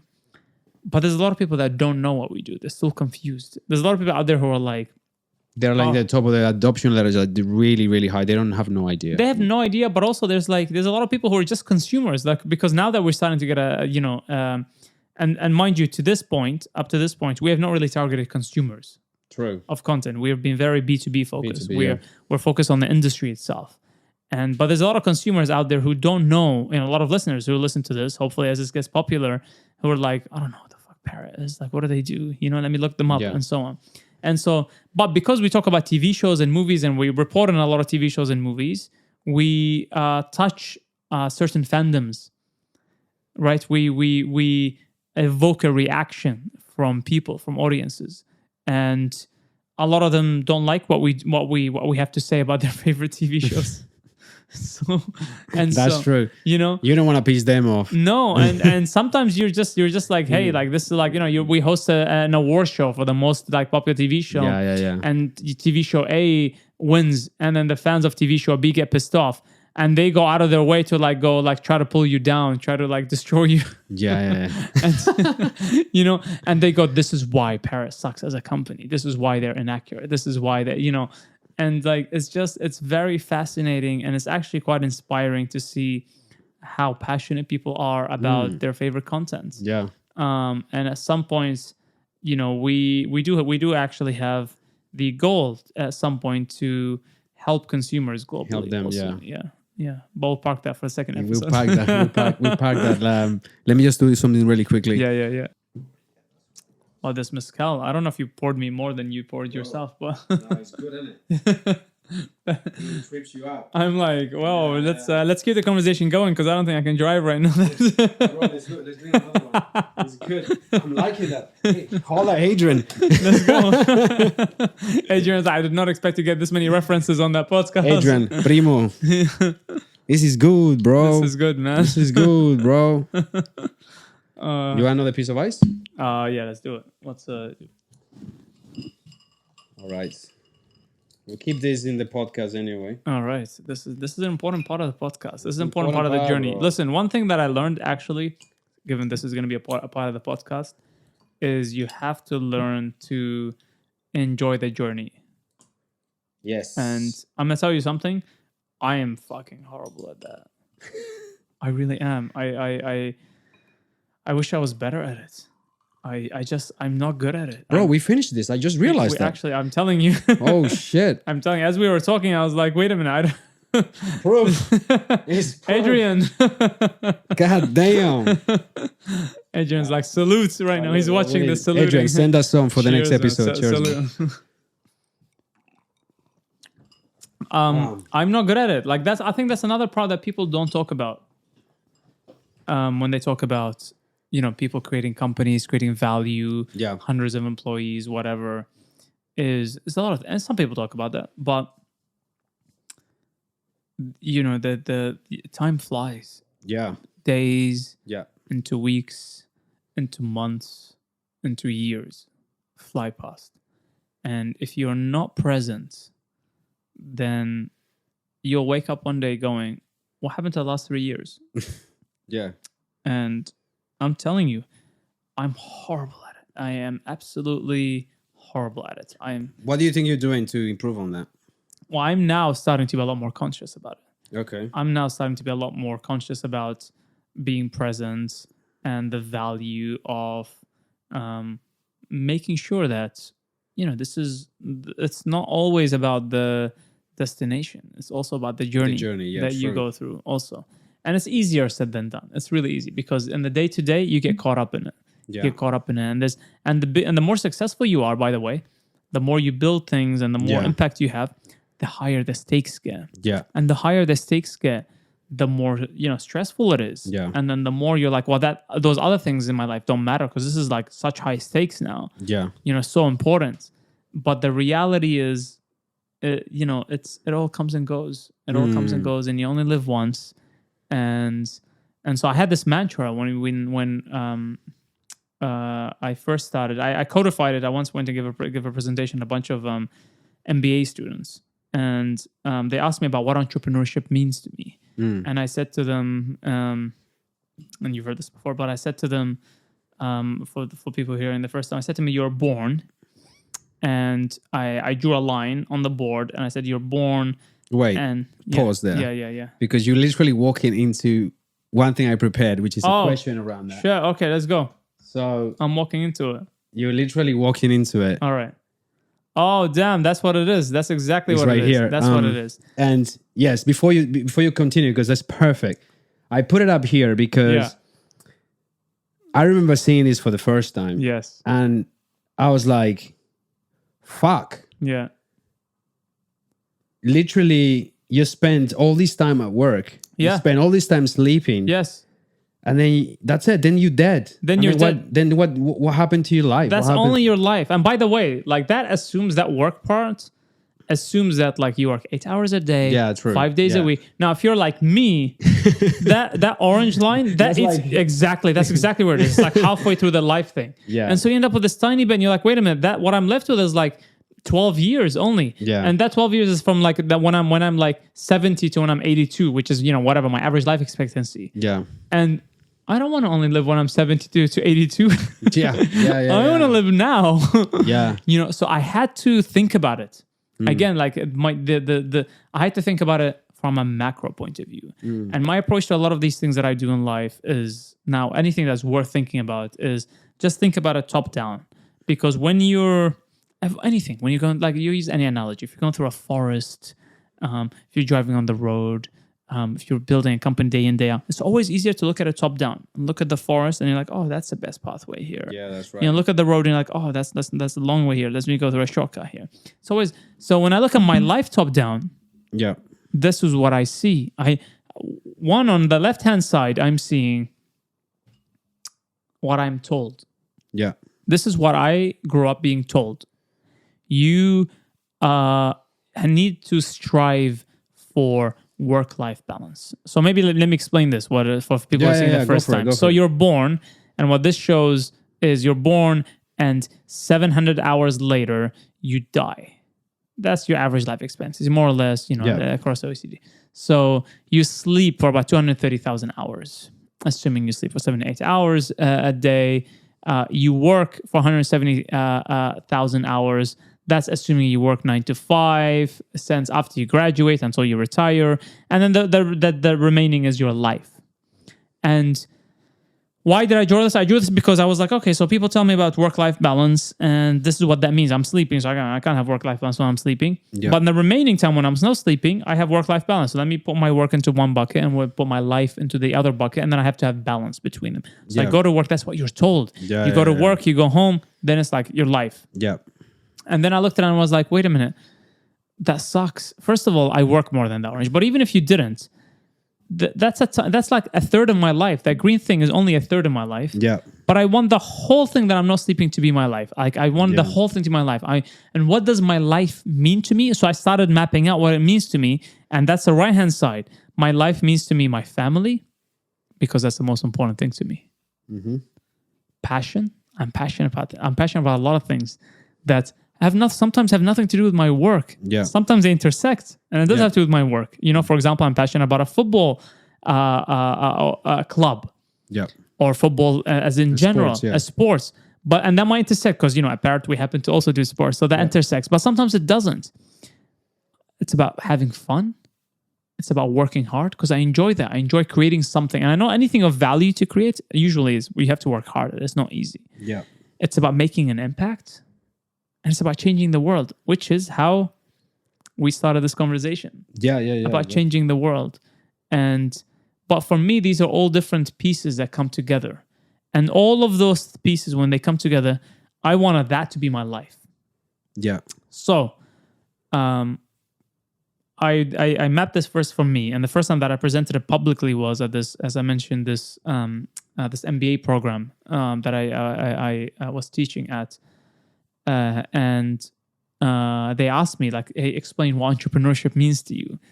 And I said to him, that's what it means to me. That's why I choose to do what I do, is because I want everything to, I want everything that I do to fit within my life. Right. And so the culture that we designed for people is the right-hand side, not the left-hand side.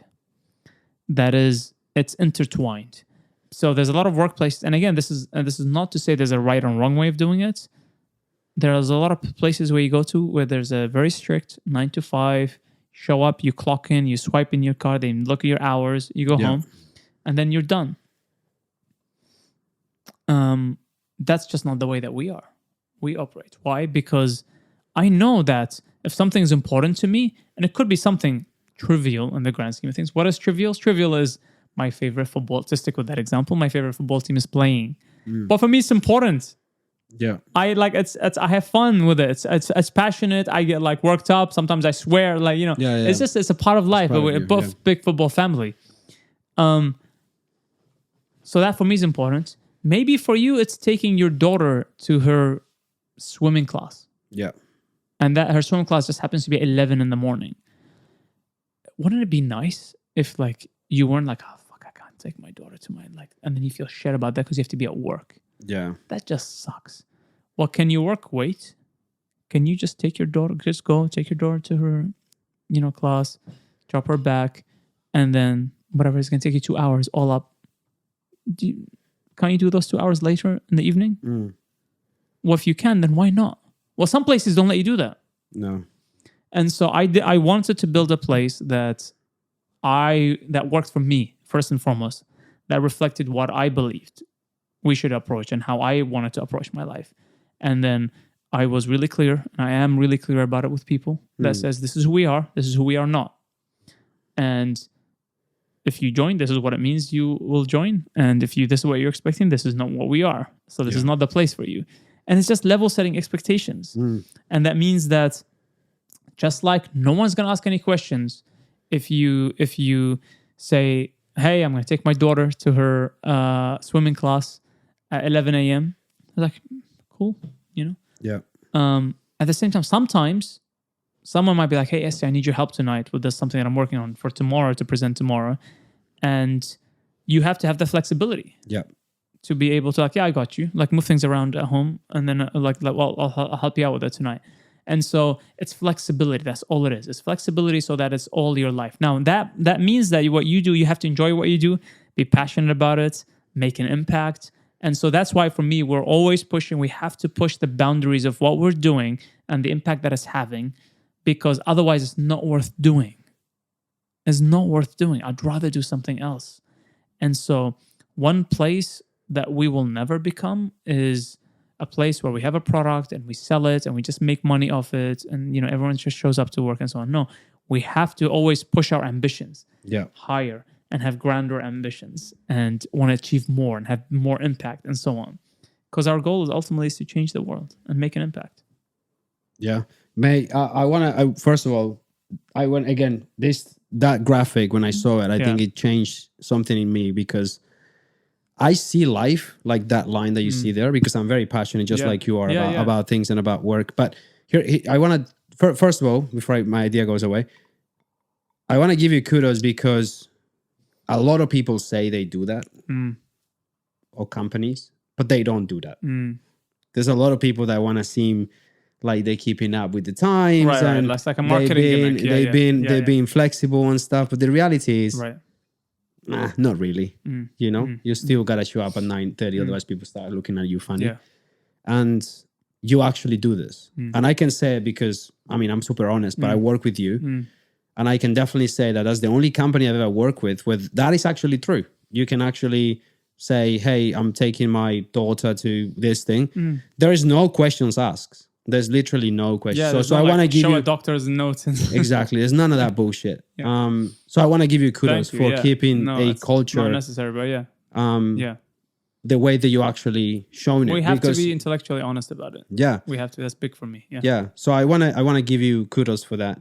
And the second thing I wanted to ask you is that when I started working, design's always been my passion. I love design, love music. So I always thought, the way I always looked at my life was like, fuck, I get to do something I love, right? My mom didn't tell me. I was really concerned when I started, because all my, you either have to be an engineer, or you have to be a doctor, or you have to be a lawyer. We all had to, man. And all my mom's concern was, please do not be a musician. When I told her I wanted to be a football player.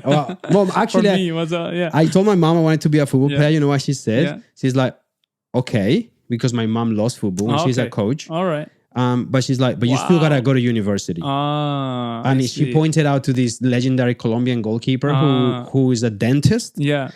And he played for the national team, was a legend in the sport. Oh, damn. And so that's what she always said. She's like, you can. Oscar Cordova. Cordova was a dentist? Cordova was a dentist, bro. Damn. So my mom would always bring him up. He's like, yeah, you can be a professional football player. Wow. But you got to study like Cordova did. I didn't know that. I see. I love that. Damn. Kudos to ST's mom. I respect. So my mom would never, because my mom is a coach. She loves football. Yeah. That's why I think I have so much passion for it.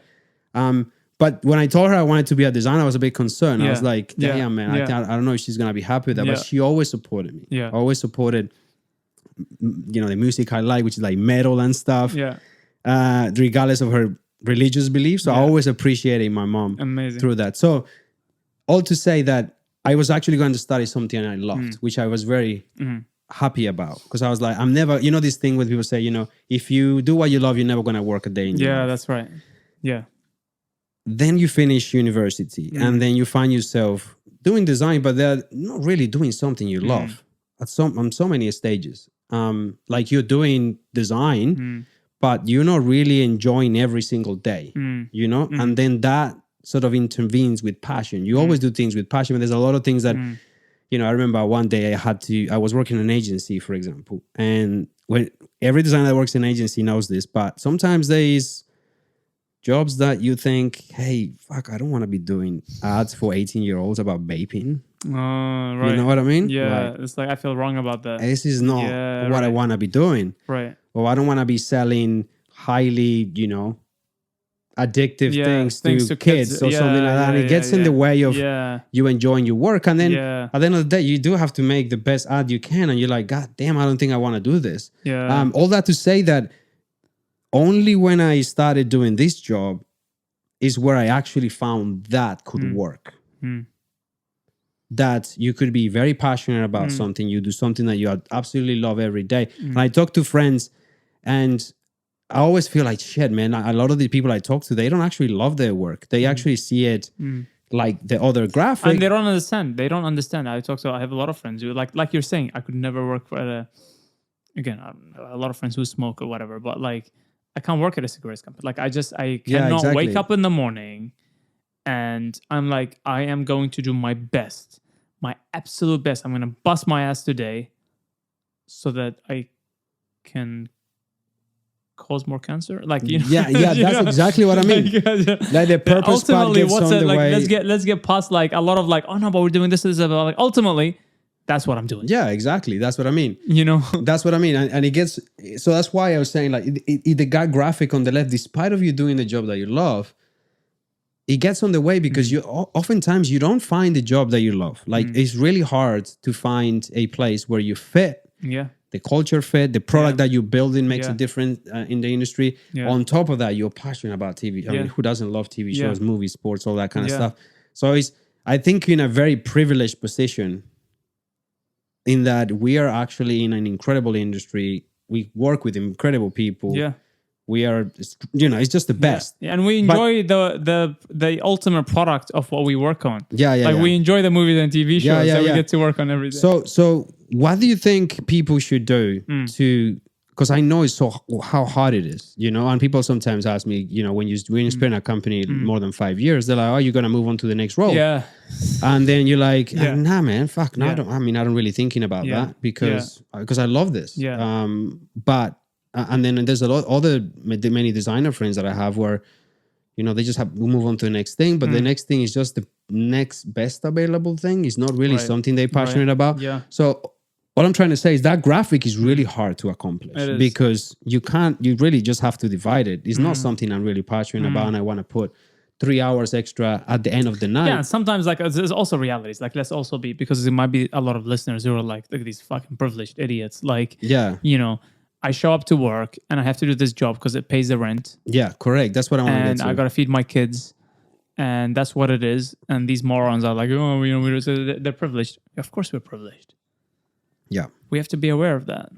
And, I also remind myself every day of that because I know what hardship looks like. I have come from a place of hardship and, I've seen hardship. And that means you have to recognize when you have privilege. And that also puts sometimes in context because sometimes I, get stressed about things that happen, and daily, even though you enjoy the mission and what you're trying to achieve and so on, of course you're going to have rough days. Yeah. That's what it is. Yeah, if you don't have rough days, it means you're not trying hard enough. Yeah. It means you're not pushing the boundaries. You're not trying to create something new because that almost by definition implies that you have to fall on your knees and scratch your knees and then get back up, So it's going to be hard days. And on those hard days, it helps when I remind myself that I'm privileged. I'm fucking privileged. The problems that I have are almost always first world problems. I'm in a place that I love working with, the mission that I love working on, and with people that we have a very a clear privilege of working with people that share our culture, vision, and values, and I certainly get to do, and so that's get to have an influence on the people that we work with, and that's privilege again. So I think your question was it what do you say to people who what's the advice to people who don't have that privilege? Yeah, exactly. Right? Is that what you're going with? That's what I was going with it. And the reason why I'm asking that, because recently I came about this thing in a book. It's called Live Like a Monk. Okay. But there was one thing that book came out of that book that I was interested in, and it was like a 4 quadrants, like the radical candle or similar. Yeah. And in one quadrant was what is something that you're good at? Yeah. And then what's something that you're passionate at, right? And then the other 2 quadrants, I don't remember. The opposite, obviously. Yes. But on the top left, what's something that you're good at? Let's say, for example, you're an accountant. This is what you're good at, what you like, what you can get paid for. That's the one. That's the one. Yeah. And that one got me thinking. Yeah. When you're like, oh, well, you could be in a job that you don't really like. I mean, the one when you work in a job that just kills people, that one is a hard one. I think you just fucking bounce. But tens of thousands, hundreds of thousands of people do. Yeah, I know that. So if you do that, then just find different purpose. Fucking create an alternative. This podcast is not for you. Probably not. Unsubscribe. I do not condone selling things that kill people. Yeah. Yeah. But one thing that it did click is the fact that oftentimes you can bring, and I apply this on my job a lot as well. There are things that you might be passionate about that you don't get to do at your work because you might be good at accounting and you're passionate about public speaking or I don't know, whatever the fucking thing is. But the idea was that you could bring things from this quadrant and start trying them in here. And you could eventually evolve your role to become something that you are actually very passionate about. So bring something from this quadrant into here.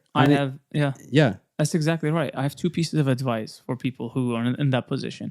And also I realize, like, just for people who are listening, it is not to, obviously these are 2 people, 2 dudes who are privileged in terms of what they do. But no, and you may be forced to work for, you show up to work in a cigarette company. Is like, we're not like punching down, people who do that. Now, so I have 2 pieces of advice to them. You do what you got to do, first of all. Like, ultimately, you got to live, you got to survive. So you do what you have to do, and you respect people's 100% efforts. Now, as we were talking about the start of this conversation, it's the easiest it's ever been. It's the easiest it's ever been to create something, to build something.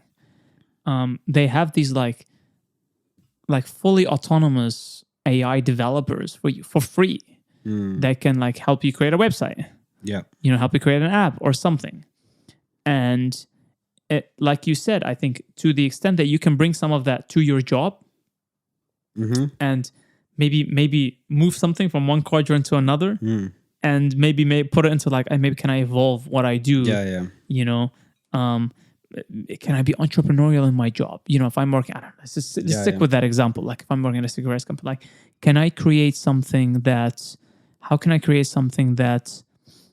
If kids are using this, vapes are, kids are using it, but then I don't really want them to, like, because it might like harm them.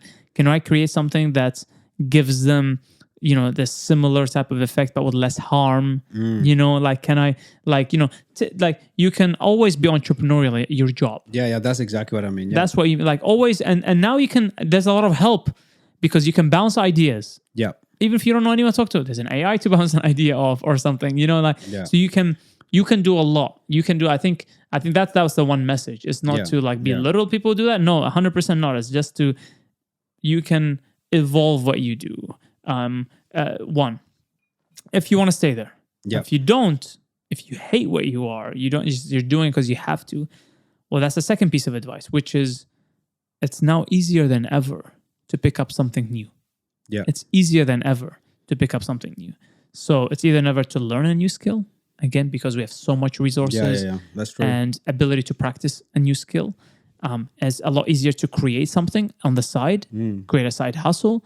You've ever been your dream to create a new drink or a new product or something, and you fruit bar, whatever it is that like you're like, oh, it was my dream to create. Like now in 2024, it's easier than it's ever been in the entirety of our human civilization. Yeah. To do something new. Yeah. And particularly if you're in a place, in a country that allows you to the freedom to pursue those things on the side, and the vast majority of places do, then you have something within your control to be able to do something on the side that may eventually say, hey, warrants, it gets you enough traction that warrants you going, I am going to leave the place that I hate to join this place that I like.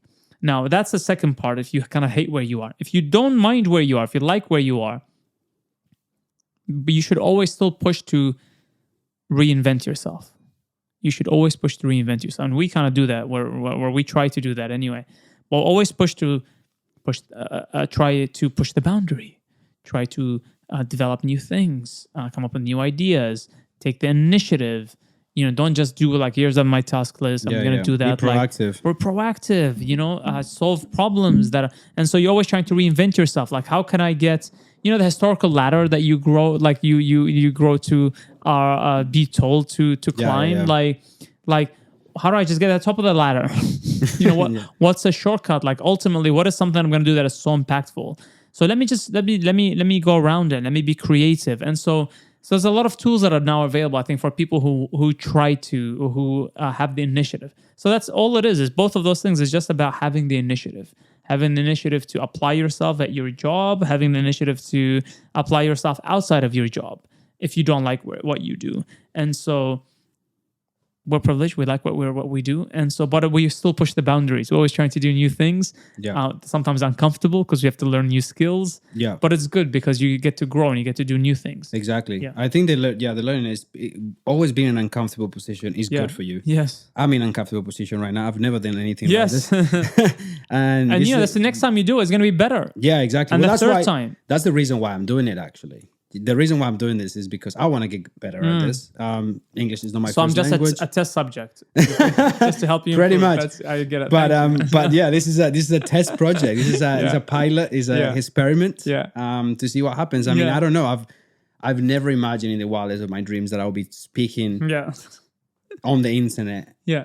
You know, to a CEO of a company. Yeah. But this is sort of what I'm trying to do, something different. Something that pushes the boundaries. Just do it. And have an interesting conversation. Eventually, we'll learn from people I'm talking to. And eventually just keep growing. Just in areas where I know I'm not really good at. Keep going. I love learning. It. Yeah. 100%. Let me go back to, so you mentioned about enjoying the journey. We didn't finish that part. No, I didn't. I just said I sucked at it. Yeah. So what are you actively doing to enjoy the journey more? Yeah. It ultimately boils down to applying the right hand side of that slide that we showed earlier, because it's easy. Like I now have it up at home. Okay. You know, I remind myself of it because it's easy to say, and especially if you're someone like me who's just like, oh, that thing can wait. Let me just do this extra task tonight or something. Then it's easy for you to be engulfed and consumed by what you do, and actively reminding yourself of that is important. My family keeps me grounded. We were talking about that before the start. You know, the importance of that, because without it, like you very quickly lose sight of who you are, where you are, but your family doesn't give a shit. Yeah, you know, that's so good. They do not care. You know, you are who you are always, who you were always to them before you were whatever you are now. So that's important, and it's also realize that it really is about the journey and not the destination. And if there's one common thread that we've been talking about since the start of this conversation, it has been about when we first started. I said my goal was to learn, which is not about the destination, because by definition, learning is about the journey. It's about the journey. So that's about the journey. It's about living life to the fullest, which includes changing the world, but it also includes having fun and spending time with your family, spending time with things that you're passionate about. Yep. And that also by definition means it's not about destination. It's about the journey. And so a lot of it is about that. And you just got to remind yourself that it's just about that. So I try to do that. Some weeks I succeed, some weeks I fail. Yeah. Man, I don't know. Like one of the things I wanted to ask you is, how the fuck do you even do it? Because I've seen you Slack. I've seen when we were sometimes going to meet, I've seen you Slack and your emails and shit. Yeah. I get anxious just seeing that. Like literally, I'm not joking. Like, sometimes when I have so much shit to do, I literally have to like take a deep breath and just kind of have one thing at a time. Yeah. And I'm doing a couple of things. Yeah. You know what I mean? Yeah, like sometimes the other day I was telling someone like, I think I'm doing about 8 full-time jobs. Yeah, you are. Like actually, I can tell you are. You know, from all the different things that we're doing. How do you keep yourself, first of all, how do you keep yourself sane? Because for those listening, you are involved. You're not like, I mean, I've worked with many CEOs around my journey, but you are involved in everything. Design, data science, marketing. Engineering. Yeah. Absolutely everything. So it's not like you're, because many people will think, oh, he's the CEO, he's just there making calls. Like you're not. Like seriously, you're. Some of them do. That's what I'm saying. That's what the expectation. Most people would say that they're just, you just making. You do that. You do that. But you're not actually doing that. You are actually literally writing an entire on Slack the whiteboard, like conversation about something for data science, and then something for the partnerships team, and then something for marketing. Even to the slide on a PowerPoint presentation, you have input with in design. So sorry, dude. So it's now. What blows my mind is not that you because you're actually quite good at, and you're good on all these things, which all alone is crazy. Because my first 2 weeks of Parrot was a complete headache in terms of just understanding data science, just absorbing everything, let alone talk about algorithms and all these things that we talk about.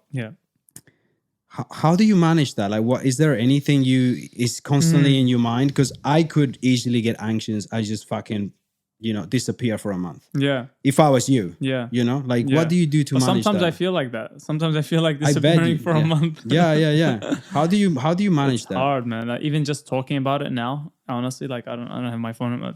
I checked it there, but I was like, let me look up what my Aura Ring says about my heart rate. Like, because as you're describing all those 8 things that I'm doing, I'm pretty sure my heart rate spiked up. Like just a little. I'll show you afterwards. I might take a little screenshot. Take a screenshot and then put it on your thing. Put it as part of the conversation.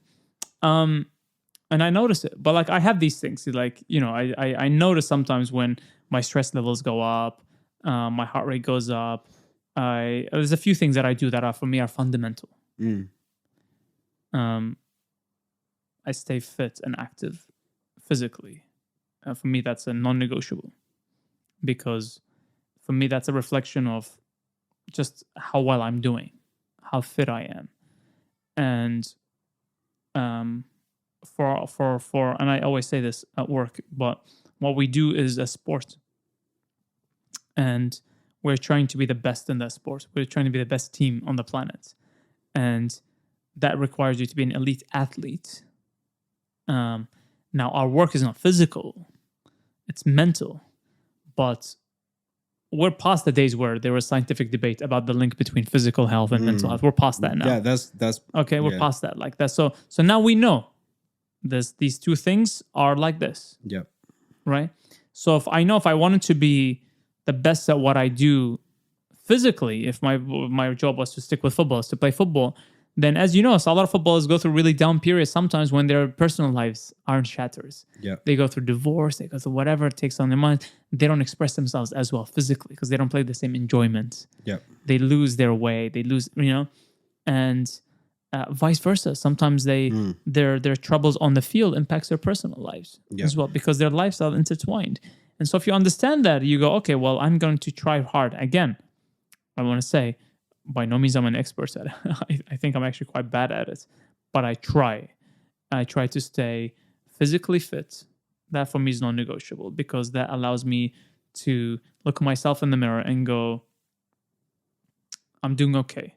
Like, I've got this today. I've got a big day today. I've got a lot of things. I'm going to do 9 different things. But I've got this. And sometimes I've been in places where I've looked at myself in the mirror. I go, you're not doing well, man. Right. I've looked at myself in the mirror sometimes and I go, you're not doing well. I judge myself. And I'm myself's harshest critic. So I look at myself and go, you're not doing well. I always like to sometimes look at myself in third person. I try to do less of that now because I'm quite harsh. And people think I'm harsh with them sometimes at work. Nowhere close to how harsh I am with myself. Yeah. Because sometimes I look at myself, and sometimes just at work, like what output did I produce, and what decisions did I make, and I always try to review and go, was that a good decision? Why did I make that decision? Did I reflect on it enough? Did I have enough information to make a data-informed decisions and so on, a decision and so on? And similarly, sometimes I look at myself physically and go, how are you doing? And someone's like, oh, doing pretty bad, dude. You gotta pick it up. Yeah. So that's just that part of it, which is just maintaining a physical and mental well-being, which are quite intertwined. There's a few things for me that are non-negotiable, and there's a bunch of like nice to haves. And the nice to haves, to be very honest, like because I want to be like not paint, I want to be real with you and people. The nice to haves, sometimes I put to the side because sometimes we go through really tough weeks, and anything that's nice to have, I'm like, okay, that's nice to have. I'm not going to do it. For example, for me, like I said, staying physically fit and active is not a nice to have. That's a must have. Doesn't matter what has happened. Like that is my meditative process. That is my unwinding process. I have to do that. And if I don't, I'm going to feel even worse. I'm going to feel even worse. And there's been many times when I haven't done that for a week and I didn't stick to the routine that I have or the schedule that I had, the physical schedule that I had for the week. And I feel really shit at the end of it, like really, really bad at the end of it. And so I try to stick to that. Again, like it goes back to that slide, the other side of the slide. Like there's all those things on there is for me are non-negotiable. Family, non-negotiable. First. This is why I designed that in the first place, because I want everyone that I work with to have a similar set of values, to not one day wake up and regret where they are. Yeah. And how are you not going to do that? Well, you're going to throw a number of... There's no one answer. It's a multitude of answers. One, you have the flexibility to put your family first. You have the flexibility to put your mental well-being first. You have the flexibility to... Some people are just work better in the evening. Yep. Than the morning. I know people who they're just better. They do the best work, the most creative work.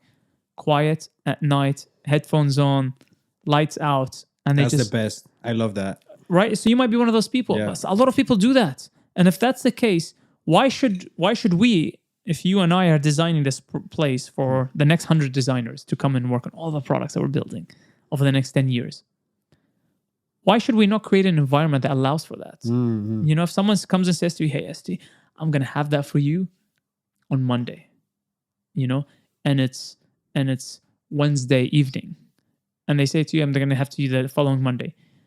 You don't give a shit when they do it. They do it on Thursday, they do it on Friday, Saturday, Sunday. As long as by Monday they do it. Yeah. And if by Monday they show up and they go, here's what I made, and it's the best thing you've ever seen, you're going to be like, holy shit. Yeah. That's so cool. That's amazing. And give them credit and kudos and so on. And next time they say, hey, I'm going to have this for you on Tuesday. Again, if they don't show up to work the next day, you don't care. Because you trust that on Tuesday, they're going to have that ready. You don't care whether they're online in the morning or, you know what I mean? So all that to say, back to your question, I try to apply that to myself also. I go, okay, well, we're results driven. I'm trying to achieve the results. And I'm laser focused on that, on achieving the results, less on the hours, less on when it happens and so on. And of course, you work within parameters because sometimes, often, especially in my job, I have a lot of external facing, which is, again, to be real with people, if people think like being a CEO is easy. It's not, because there's a lot of external things that you have to deal with that don't work according to your schedule. Yeah. So the thing that we talked about your daughter's thing being, being 11 a.m., swimming lesson, whatever the example was, that might not be possible for me. Yeah. Because just on it, I just haven't happened to need to be on an airplane. Yeah. Why? Because I have to go somewhere. Because I have to go somewhere to be in person, to present at a conference when it's 10,000 people. Like, I just have to be on the airplane. I'm sorry. Like, so that's that's a willing sacrifice. Now, provided that I don't have to do that too many times, that's okay. Because we all have to do that sometimes. Yeah. And by the way, we have to do that on both ways. We have to do that sometimes at work because I have to go on an airplane to get somewhere. But at the same time, if your kid is sick and you're going to the hospital, then you don't have fuck what your boss says or what your work is. You're going to take your kid to hospital again. So you, as provided you have the flexibility to do what's important to you at any given point in time. Back to your question, it's the basic fundamentals that I don't negotiate on. My mental and physical well-being, both of which sometimes go sideways, but I try to keep under control. So I have a bunch of things to help with that. I try to stay fit, try to track, all my vitals and whatever. There's this thing that tells you like how well you sleep, and try to measure and optimize how well you sleep. And then you go, oh, what if I did this thing? Do I sleep better if I did this? And so on. Yeah. So for me, again, it's like optimizing performance. How do you, and by performance, it's not just work performance. Yeah. But work performance everywhere, just as a human being. Yeah. Trying to optimize. This is a machine. Yeah, that's right. This, make no mistake, this is a biological machine. This is a machine. You put fuel into it, you get calories, energy out, and you can do things with the energy that you have. You can speak, you can make things, you can break things, you can, and so I'm trying to optimize the performance of that machine. And so I'm a bit of a nerd when it comes to like biohacking and try to optimize everything about this machine, what it is that I do. And so there's a bunch of things included as part of the mental, physical well-being. We can dig into that if you want. But that's kind of, for me, that's quite important. The next thing is family, which for me is very, very important as well. So that for me is non-negotiable. That keeps me grounded, like we were talking about. It keeps you sane. It keeps you from ever forgetting why you're doing this, what's really important for you. And I have a particular connection with my family. Like I owe so much to my parents. Yeah. And for me, like I was raised with this concept that family is the most critical thing for you. So that's very important for me. I have a bunch of friends that keep me saying that, again, don't give a shit who I am and what I do and so on. And I think it's important to be silly. So I'm oftentimes very, very silly. When surrounded by people who I trust. And in a safe environment. And those things keep me humble, grounded, and despite all your best attempts, despite everything that you do, I catch myself sometimes. I catch myself 6 hours into a work day, having done 8 calls with 8 different parties, and faced with so many different things and making a lot of decisions, negotiating a lot of things. I catch myself sometimes losing balance. And that comes out in different ways. Sometimes I say things in a way that I look back on that I'm not proud of, and I go, "Fuck, you fucked up there." And so then I have to have the humility to go, like, I fucked up. Which is really important. And sometimes I notice myself just internally. Not oftentimes now I've managed to not fuck up externally. A lot of times that it happens here, so it doesn't come out. I'm like, and people who see me, like, they might notice that I'm like tense. But oftentimes I won't do anything. I won't say or do anything that is an expression of the state that I'm in. But internally, things are like, it's haywire. There's just fireworks, sparks everywhere. Like, so sometimes I catch myself. So then I have a few coping mechanisms with that. Like you said, there's a lot of things now. There's a lot of science. The things that you can do to apply. The Habermas podcast is quite good. So you can reference that to your listeners if people who are looking for a science-based source for well-being, mental and physical well-being. Yeah. Habermas is really good at it. So there's a bunch of things that he says, like little tricks, like take a deep breath and then a little breath at the end of it, like, and then breathe out really slowly. And people don't realize how important breathing is. Isn't it? Breathing is so important. Like, so again, important. It's like exactly. And so these little tricks. So again, well-being for me is a science. It's actually less than art, is more of a science. And so that has a lot of different components in it. And I probably missed a bunch of them, but those things are quite important pillars. I mean, for me personally, same page, man. Like being active physically. If I don't, like last week I was sick. You just feel shit at the end of it. You feel so shit after. And you can't think properly. So keeping yourself active is incredibly important. Man, I don't know how you do it. How do you catch yourself? How do you, like, tell me how, I'm curious. Surely sometimes you catch yourself where you're just not feeling good for whatever reason. And, there's a lot of reasons, personal life, work, whatever.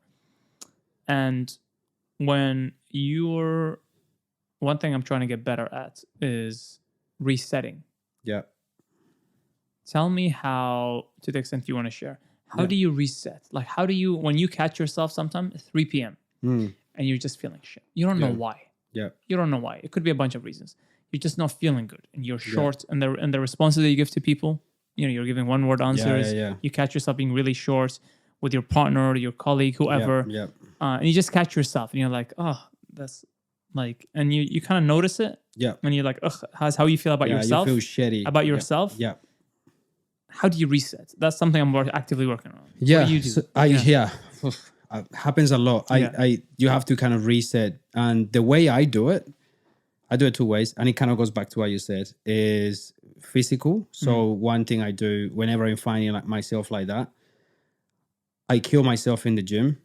I go and punch the bag for a while. Like my way of letting a lot of things go is one-on-one with the bag. I mean, football for me is the most therapeutic thing in the planet because when you go and play football, the world just disappears. It's almost like everything goes away. You're not thinking about your phone. You're not thinking about anything. Or work or anything, no. And when you finish playing, it's like a reset to me. So I do that with football, but when it's a lot, when it's like not just something happened at work and I'm stressed about this, when it's like full on, something happened in the family or whatever, the way I do that is I basically let it all out in the bag. And until I haven't internalized, a lot of people kind of don't think about those things. They kind of, I don't want to think about that. I do the opposite.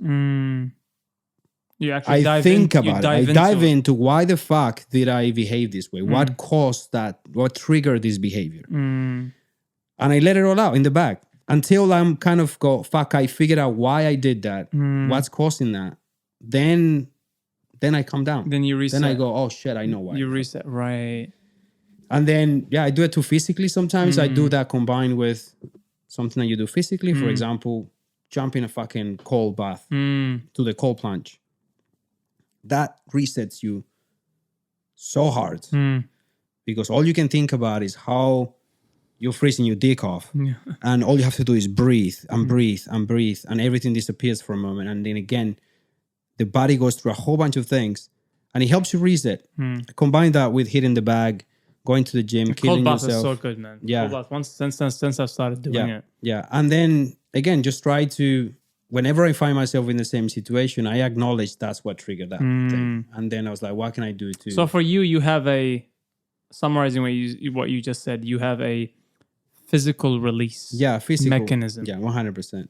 So, and I find that quite insightful. A lot of people have a mental release mechanism, like, I reflect on for you, it's a physical release. Yes. Sometimes I combine it both, right? Sometimes, this is also true. Sometimes I just need to talk about it. That's where my wife comes into play. Because sometimes I could be hitting the bag and I cannot figure out what happened. You're not cracking it. Right. And then that's when I go to my wife and I said, look, this happened, blah, blah, blah. What do you think? And then she might give me an insight that I've never thought about. You know what I mean? Sometimes I go, why do people overreact like so personally? Yeah. And then I just don't realize I sometimes talk too front on. Like I don't measure myself how I talk. Yeah. Sometimes I approach somebody at work and I go, bro, this shit is really bad. Yeah. Yeah. And radical candor. And I don't realize that not everybody's comfortable. Yeah. If I tell the designer I work with, bro, this is really shit, he's gonna be like, oh yeah, it is shit. Or okay, yeah, let's fix it. But that doesn't apply to everybody. No. Like some people, you have that relationship with, Some people, take that really badly. They don't really understand your intentions behind. Sometimes they don't really want to be talked to that way. So anyway, all that to say that sometimes the way I get to that, because I can't figure it out, is sometimes I just talk about it. So you have a physical release mechanism, and if that doesn't work for you, then you combine it. You go, okay, well, I can't figure it out.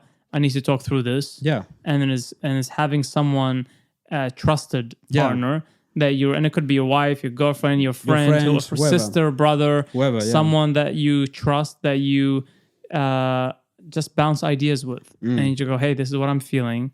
And I think that's so important because, my advice to a lot of people have been recently, like a lot of, young entrepreneurs that, come across and ask for tips or advice or whatever, is to talk about it. Yeah, 100%. Just talk about it because it's not a taboo. It's that everyone feels shit at some point. That's totally normal. It's okay to feel shit. It's fine. You're not the first, it's so normal, and you're not the last person in the world that has a bad day. And everyone goes through it at some point. Yeah. And so, but that's really insightful, is having knowing that, okay, is my step one. This is what I'm doing. I'm hitting the bag. And then I'm having a cold plunge. And then after that, I'm going to talk to my wife about it. And maybe I don't need to. Because maybe in step one, I figured it out. And sometimes, I feel good and I relax. And And sometimes I share that with her. I'm like, oh shit, this happened. And this is what I thought and blah, blah, blah. And just talk. I think talking about it is also very important. Some people keep a lot of the things to themselves. Sometimes what I do as well is I reflect on it, think about it, and then I really do like to go head on. And if I have to address that with somebody, close it down. You know what I mean? Because sometimes those things linger. Yes, just have the uncomfortable conversation. Just have the uncomfortable conversation. Get it out of the way. Get it out of the way. Clear the air. After that, you feel so much better. So much lighter. Weight off your shoulders. Lighter. And it is hard. I know. I'm not saying it is hard. I'm not saying it is easy, but it's definitely something that I worked on. Finding physical release, like you mentioned, is the biggest thing. Yeah. in the world. So I definitely have that. Yeah. So we share that in common because I have that. That's why I said I started with like my physical and mental well-being are so intertwined. Yes. Because they have to be, it's just this is what I've told myself they have to be, and they are, scientifically. The other thing that I've always been, because I don't have a lot of time to disconnect. Like sometimes I'm like, oh, shit, I don't want to disappear for a month. Like you said, like you just have like a week sometimes with the crazy weeks that I have, and then you go, I just want to disappear for a month. Yeah. And you just don't have the luxury to disappear for a month, Not that I don't actually want to, because I mean, you enjoy that, but you just still want to disconnect. And so, what I find helpful, and I've always found this even as a kid, is to immerse myself in another world. So I've always enjoyed as a kid growing up, reading fantasy books. Yeah. Watching fantasy movies that are that they don't have to be fantasy. They could be based on real world actions, but as long as they're vivid enough and good enough to take you on a journey. To disappear onto it. Into it. Like because sometimes when you get so inside a movie, or a TV show, or a book, whatever it is, a medium that you're enjoying, but you're on a journey, you're on a story. Yeah.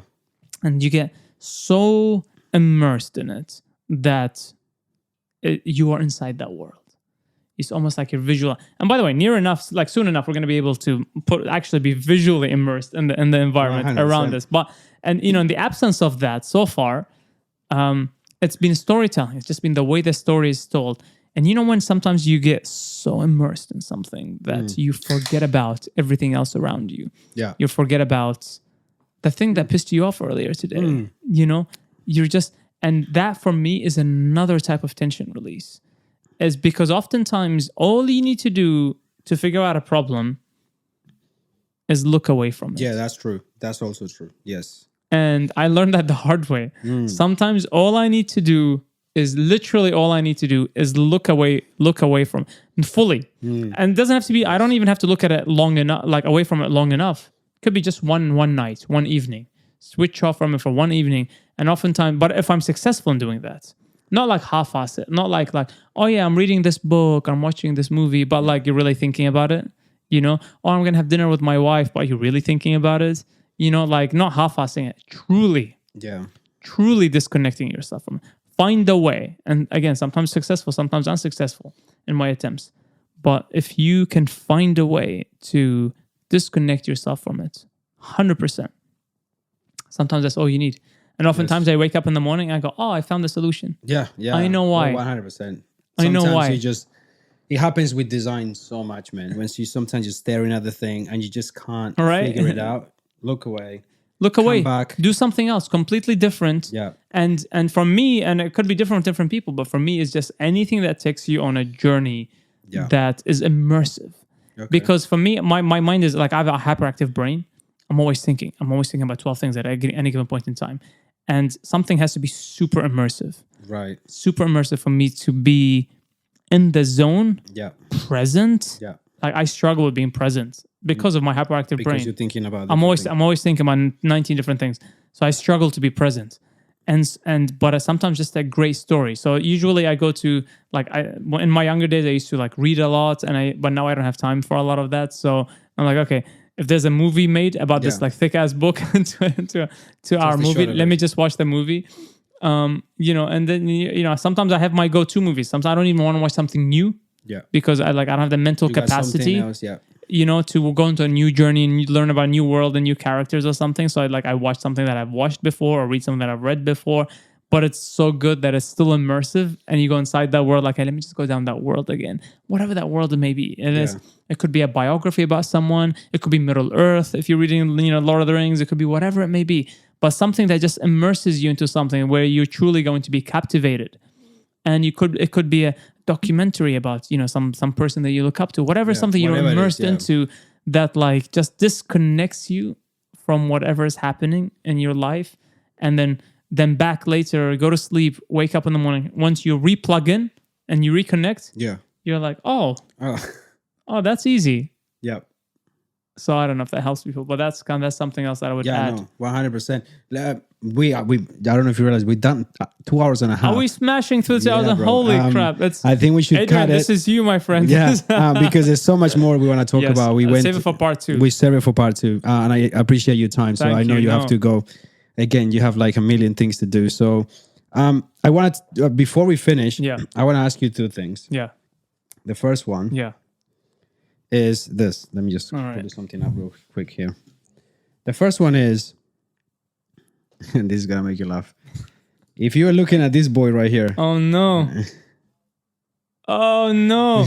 Why are you doing this, Esteban, why are you doing this? If you were looking at this guy right here. Yeah. This is 10 years ago. I don't know if this was published and the time I was recorded. I don't know. Probably around that time? I don't know. But if you were looking at this guy right here, yes. Ugh. What would you advise him?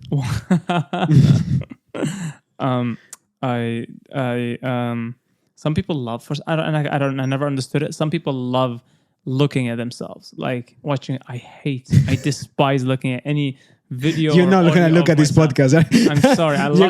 You're gonna put it on mute. You're gonna put it on not mute. Like you're gonna basically just listen to it, but no. I can't even listen to myself. You can't even listen to yourself. So I want to give you the extra view on your podcast. So what I'll do is I'll just load it, like leave in the background, like just like I love you, but I don't want to listen to it. I actually have the same to myself. Yeah, so same. I have not seen this. So I'm gonna make it bigger for impact. just for it to make me extra uncomfortable. What would I tell that guy? 10 years ago, I would tell him to, if I could, listen to this podcast. Right. Because I think this would have been very useful for him. I really mean it. What do you think? I really mean it. Everything we just talked about, I think, if he listened to this 10 years ago, this 2-hour conversation, if he listened to this 10 years ago, I think he would have found it very useful. I think there's a lot of things that he would have done different. Right. I think he would have, many months where he didn't have balance in his life, he would have introduced balance. A lot of decisions that I think he made quite hastily, he wouldn't have. A lot of doors that he was scared to go through, he would have probably opened and realized that, like if he heard that part earlier in this chat when I was like, just go through the fucking door. Yeah. If there's an alligator, you'll take a bite out of you and you're like, oh shit, well, now I know. Yeah. Don't be scared. Just go through the door. I think if he heard that, hopefully he would have got some encouragement to go, what's the worst that can happen? Yeah. Fuck it, I'm not going to die. So maybe, but hopefully not. Yeah. So I'm just going to get a scar from this. It's fine. If the worst that can happen. So I listen to this podcast. Right. What do you think was the biggest, like at that point in time, if you can remember, what was the biggest concern in this guy's mind? What was that guy's biggest concern? Because I bet you had like heaps of things in your mind. So many concerns. I think for a lot of years, I felt like, and this is not an uncommon problem with a lot of entrepreneurs. When you first start out for the formative years of your entrepreneurial life, you feel like an imposter. Oh, bro, I always feel like an imposter. You just feel like an imposter. Yeah. Especially when you haven't done something before. Yeah. And you're doing it for the first time. I mean, like, here is this kid who has to interview someone, twice their age, as old as their parents, and make a judgment, a determination about their capability, and have conviction in their judgment, and sometimes getting it wrong and admitting getting it wrong, having the humility to get it wrong and the ego to withstand that or lack thereof, and fix it, go through the hard yards of fixing it. And that's just one of a gazillion things that he had to do that he felt an imposter at doing. He felt like he had no right to do. And one thing I learned over the years, and this is over many, many years, I don't think you learned this overnight, many years, is that oftentimes he should not have felt like an imposter because he was actually the best. In that particular moment in time, with that particular decision that needed to be made, he was probably actually the best person to do that. And I don't think that he realized that for many, many, many years. And that ate him away a lot of the time, because feeling like an imposter, it drags you down and it weighs on you. And at some points it's healthy because it kind of pushes you to always get better and improve, because you don't want to be an imposter. You actually want to improve. You want to be proved that you're the best, you're good, and it certainly pushed him. But I know he didn't have a motivation problem. So I'm being very specific to that guy. Right. That kid did not have a motivation problem. So the imposter syndrome, I know didn't, like, it pushes a lot of people. It didn't push him a lot harder, because he would have pushed just as hard. He was motivated by a bunch of other things. Okay. But I know this thing weighed on him. And without that weight, I think he would have been a lot freer to be more aggressive, take riskier bets, open some of those doors that we were talking about that were closed, that he was just afraid, or he got told not to open them. Like, don't open that door, And I think he would have probably saved a couple of years of his life, right, of doubting himself. And that's one thing that I would tell him, honestly, is just to back himself and, be humble enough to, when you don't know, say, I don't know. Yeah. Just say, I don't know. But in moments where he knew and he had conviction, then also back himself in those moments. True. So that is not to say that, like, he was the best at everything. That's not what I'm saying. What I'm saying is there are moments when if he didn't know, he didn't have to pretend. And by the way, he struggled at that as well. Right. When he didn't know, he struggled because he was like, oh shit, I have to pretend to know this. I have to, like, people look to me. I have to have the answer. What if I don't have the answer? Important. Yeah. I have to have the answer. What if I don't? What will they think? No one will trust me anymore. Like, it's just a first time thing that you like. And so my advice isn't just like, no, like, he knew. No, it's not what I'm saying. What I'm saying is, like, if he didn't know, it's okay to say. Say, I don't fucking know. Yeah. I literally don't know. Hey, listen, I never claim to know everything. I don't know. How should we find out what the answer is? What experiment should we design? Who should we ask? How do we get the information? Because I don't know. Yeah. Right? Just say I don't know. And that just would have relieved so much pressure on one side. But when he did know, and backing himself up. When he did know, and he had that conviction that this is the right thing to do, and this is going, and especially when he had enough evidence or data to prove it, just back yourself. Back yourself. You're not being an imposter. You're probably the best person at doing that thing that you think you're the best person at doing. And when you do know, do it. Right. Let me. This is the last one. Yeah. Because and it's around confidence versus arrogance, because a lot of people confuse those two. Yes. And that's a fun line. Yeah. And I would say you are a very confident person. Right. Really? Do I come across as being? You come across as confident. I don't know if that guy was. I didn't meet that guy. But, but I know you. And he felt like an imposter. He was giving that interview. Yes. Feeling like, oh shit, am I sounding like an idiot? Yeah. Am I, on the camera? I think right now, over the years, I'm sure, talking to some of the biggest names in Hollywood. By the way, something we didn't even mention. You talking to people who have some of the biggest egos in the world. Yes. And you're talking to people who are, for the most part, twice your age. Yeah. Who think they know everything there is to know. Yeah. So you need to have a certain level of confidence to even approach them, right?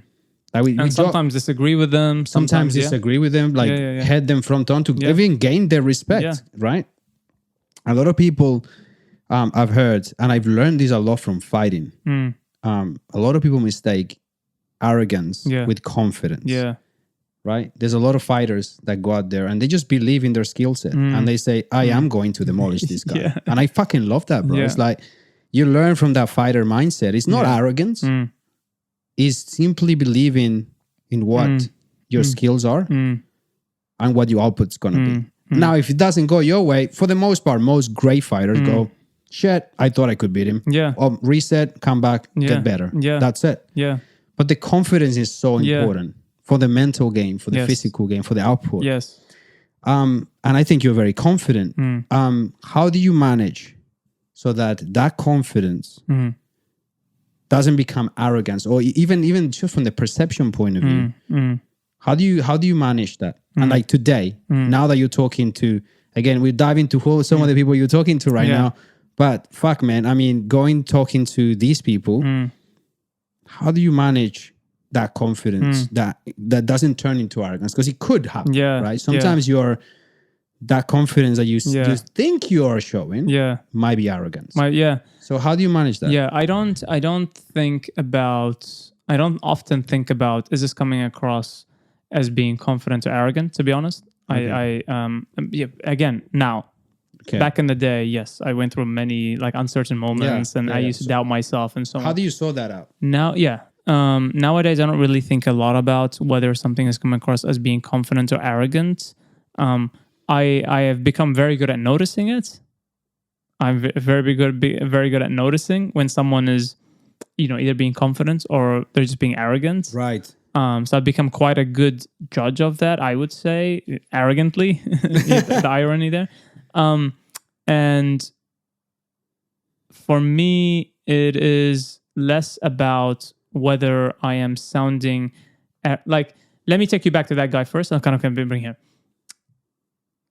And to your point about fighting, and there's a certain wisdom in what you just said about like visualizing an outcome and for it happening.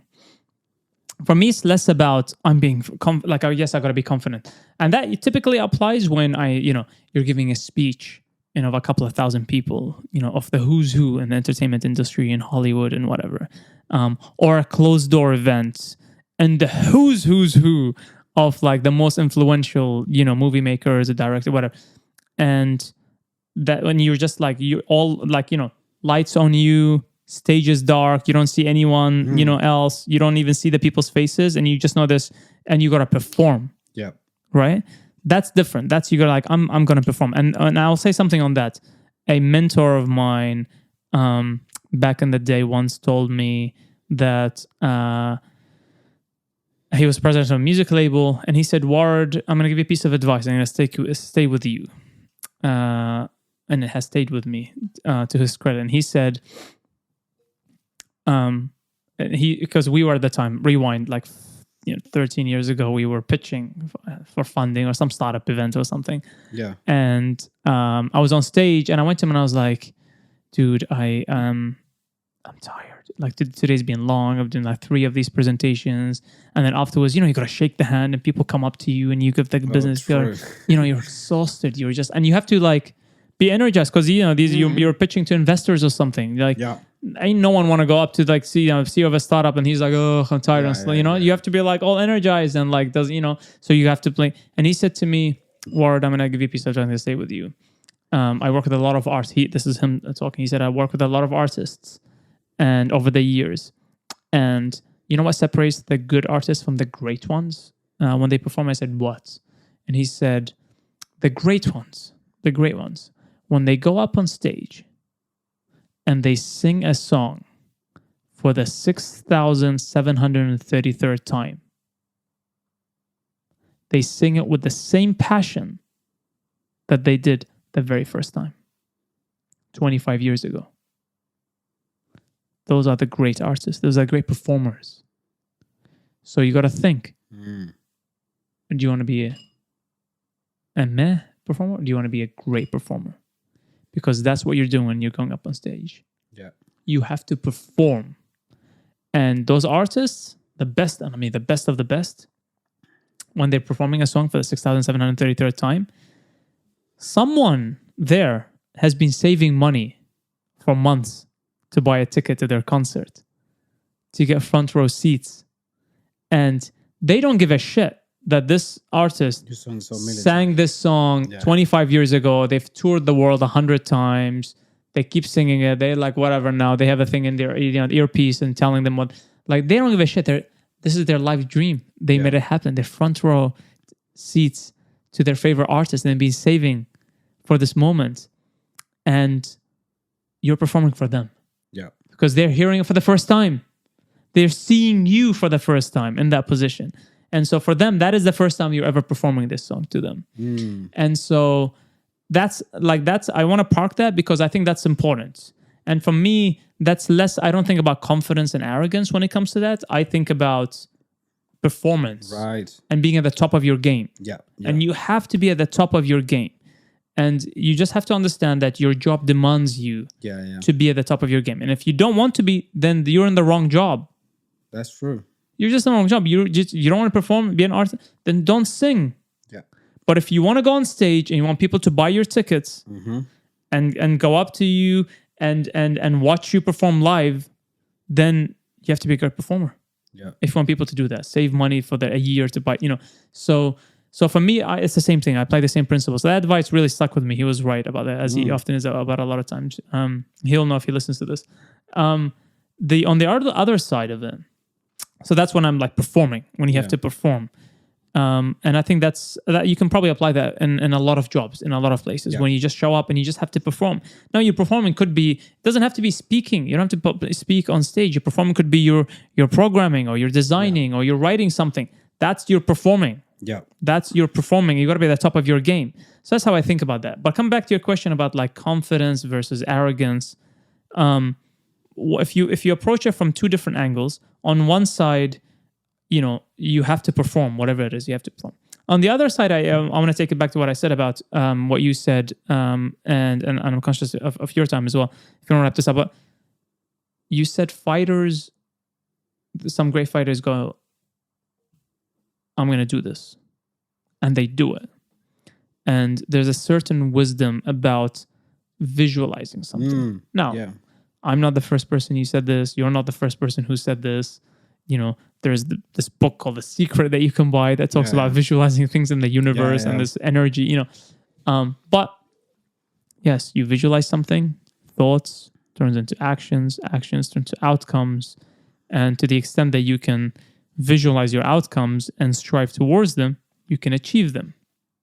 So if you visualize that I'm going to give a presentation on stage, or I'm going to write the perfect email, or I'm going to design the best video of my life, or whatever it is that you're doing, if you visualize it and strive to bring that visualization to life, as I'll often do, then I am approaching it with a confidence that acts sometimes borderlines arrogance. Yes. And in those moments, I actually think it's hard to differentiate between confidence and arrogance. Because I will be arrogantly confident that I'm going to achieve it. That happens with fighters, in fact. Like, I'm going to be arrogantly confident. They'll come across being fucking arrogant. And I've seen a lot of these, it's this belief, not like, 99% of the time I'm gonna, no, 100%. Yeah. There's no doubt about it. This is gonna happen. Yeah. And I believe that with every fiber of my heart. I believe that with every fiber in my body. And that is borderline arrogance. Like that is arrogant confidence. Yeah.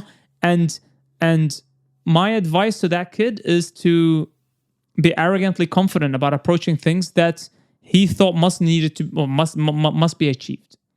Because if you're half-heartedly approach, like if that fighter was like, maybe it might be this guy, it might not, and you're tentative in your throws, and like you're kind of scared, like you're just not going to perform as well as if you're like, I got this, I have a game plan, I'm going to stick to the game plan, I'm going to execute on it, right? Yes, exactly. And that game plan takes, you could be a fighter in the ring, you could be, again, anything. You could be a writer, a designer, a CEO. It doesn't matter what you are. If you have a game plan, you visualize what you're going to do tomorrow, and you wake up in the morning. So what I used to do for many years is visualize at night the day that I was going to have the next day. Whatever the next day entailed. I was going to wake up, and then I knew what my day looked like. I'm going to do this, and this is how it's going to turn out. And each one of those years, the results are going to turn out. And then when I go, I'm so in the zone. Like, I have a game plan, I'm going to execute. I'm that fighter in the ring. That's my ring. That's my football field. That is my field. That's my ring. And I'm going to perform. And oftentimes I suspect to a lot of people that comes across as arrogance. I'm 100% sure. Yeah. I think a lot of people see that and be like, that's arrogance. And perhaps it is. I don't think it is. And I don't know. I really want to finish it with that. I don't know. That was fucking awesome. Yeah, I 100% agree with you. Sometimes when you really want to visualize yourself, your goals, you have to be borderline arrogant. Yeah. And I like that. You have to be when to create something new. Yeah. Like you have to be so arrogant. Like I feel, especially, and this is the last thing I'll say. Yeah. If you're trying to create something new. Yeah. You're trying to build something new. Create something new. It means it's never been done before. And the odds are stacked against you. It's hard. Someone would have done it before. You're trying to create something new. Something. You almost have to be arrogant enough to believe that you can do it when no one else before you has done it before. That is true. Like to have the sheer arrogance who are you to be able to achieve this, to create this impact on the world that no one else before you has been able to do before.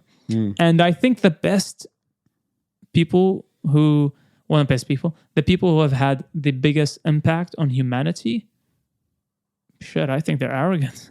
I think a lot of times you look at them and you're like, fuck, they were arrogant. Yeah. But they had to be.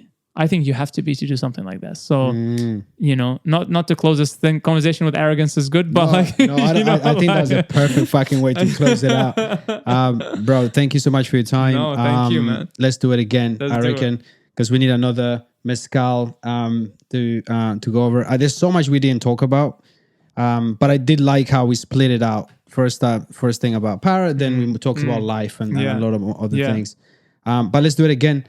For all of those who listen to this 3-hour conversation, we are 5 minutes away from 3 hours. Wow, that's what happens when you have fun. Exactly. It goes like that. And that's what I mean. Man, we have conversations sometimes about meetings, and then suddenly it's like, oh shit, it's 6 o'clock. Exactly, holy shit. Exactly. But for all of those who listen to this, I hope you can take something out of it. And get inspired. This guy here is a big inspiration. He has been for me. I'm pretty sure he's for everybody else who listen to this conversation. Stay sane, drink water, fucking exercise, and peace. Peace out. Thank you. Thank you, bro, man. That was so good. Welcome to the next level.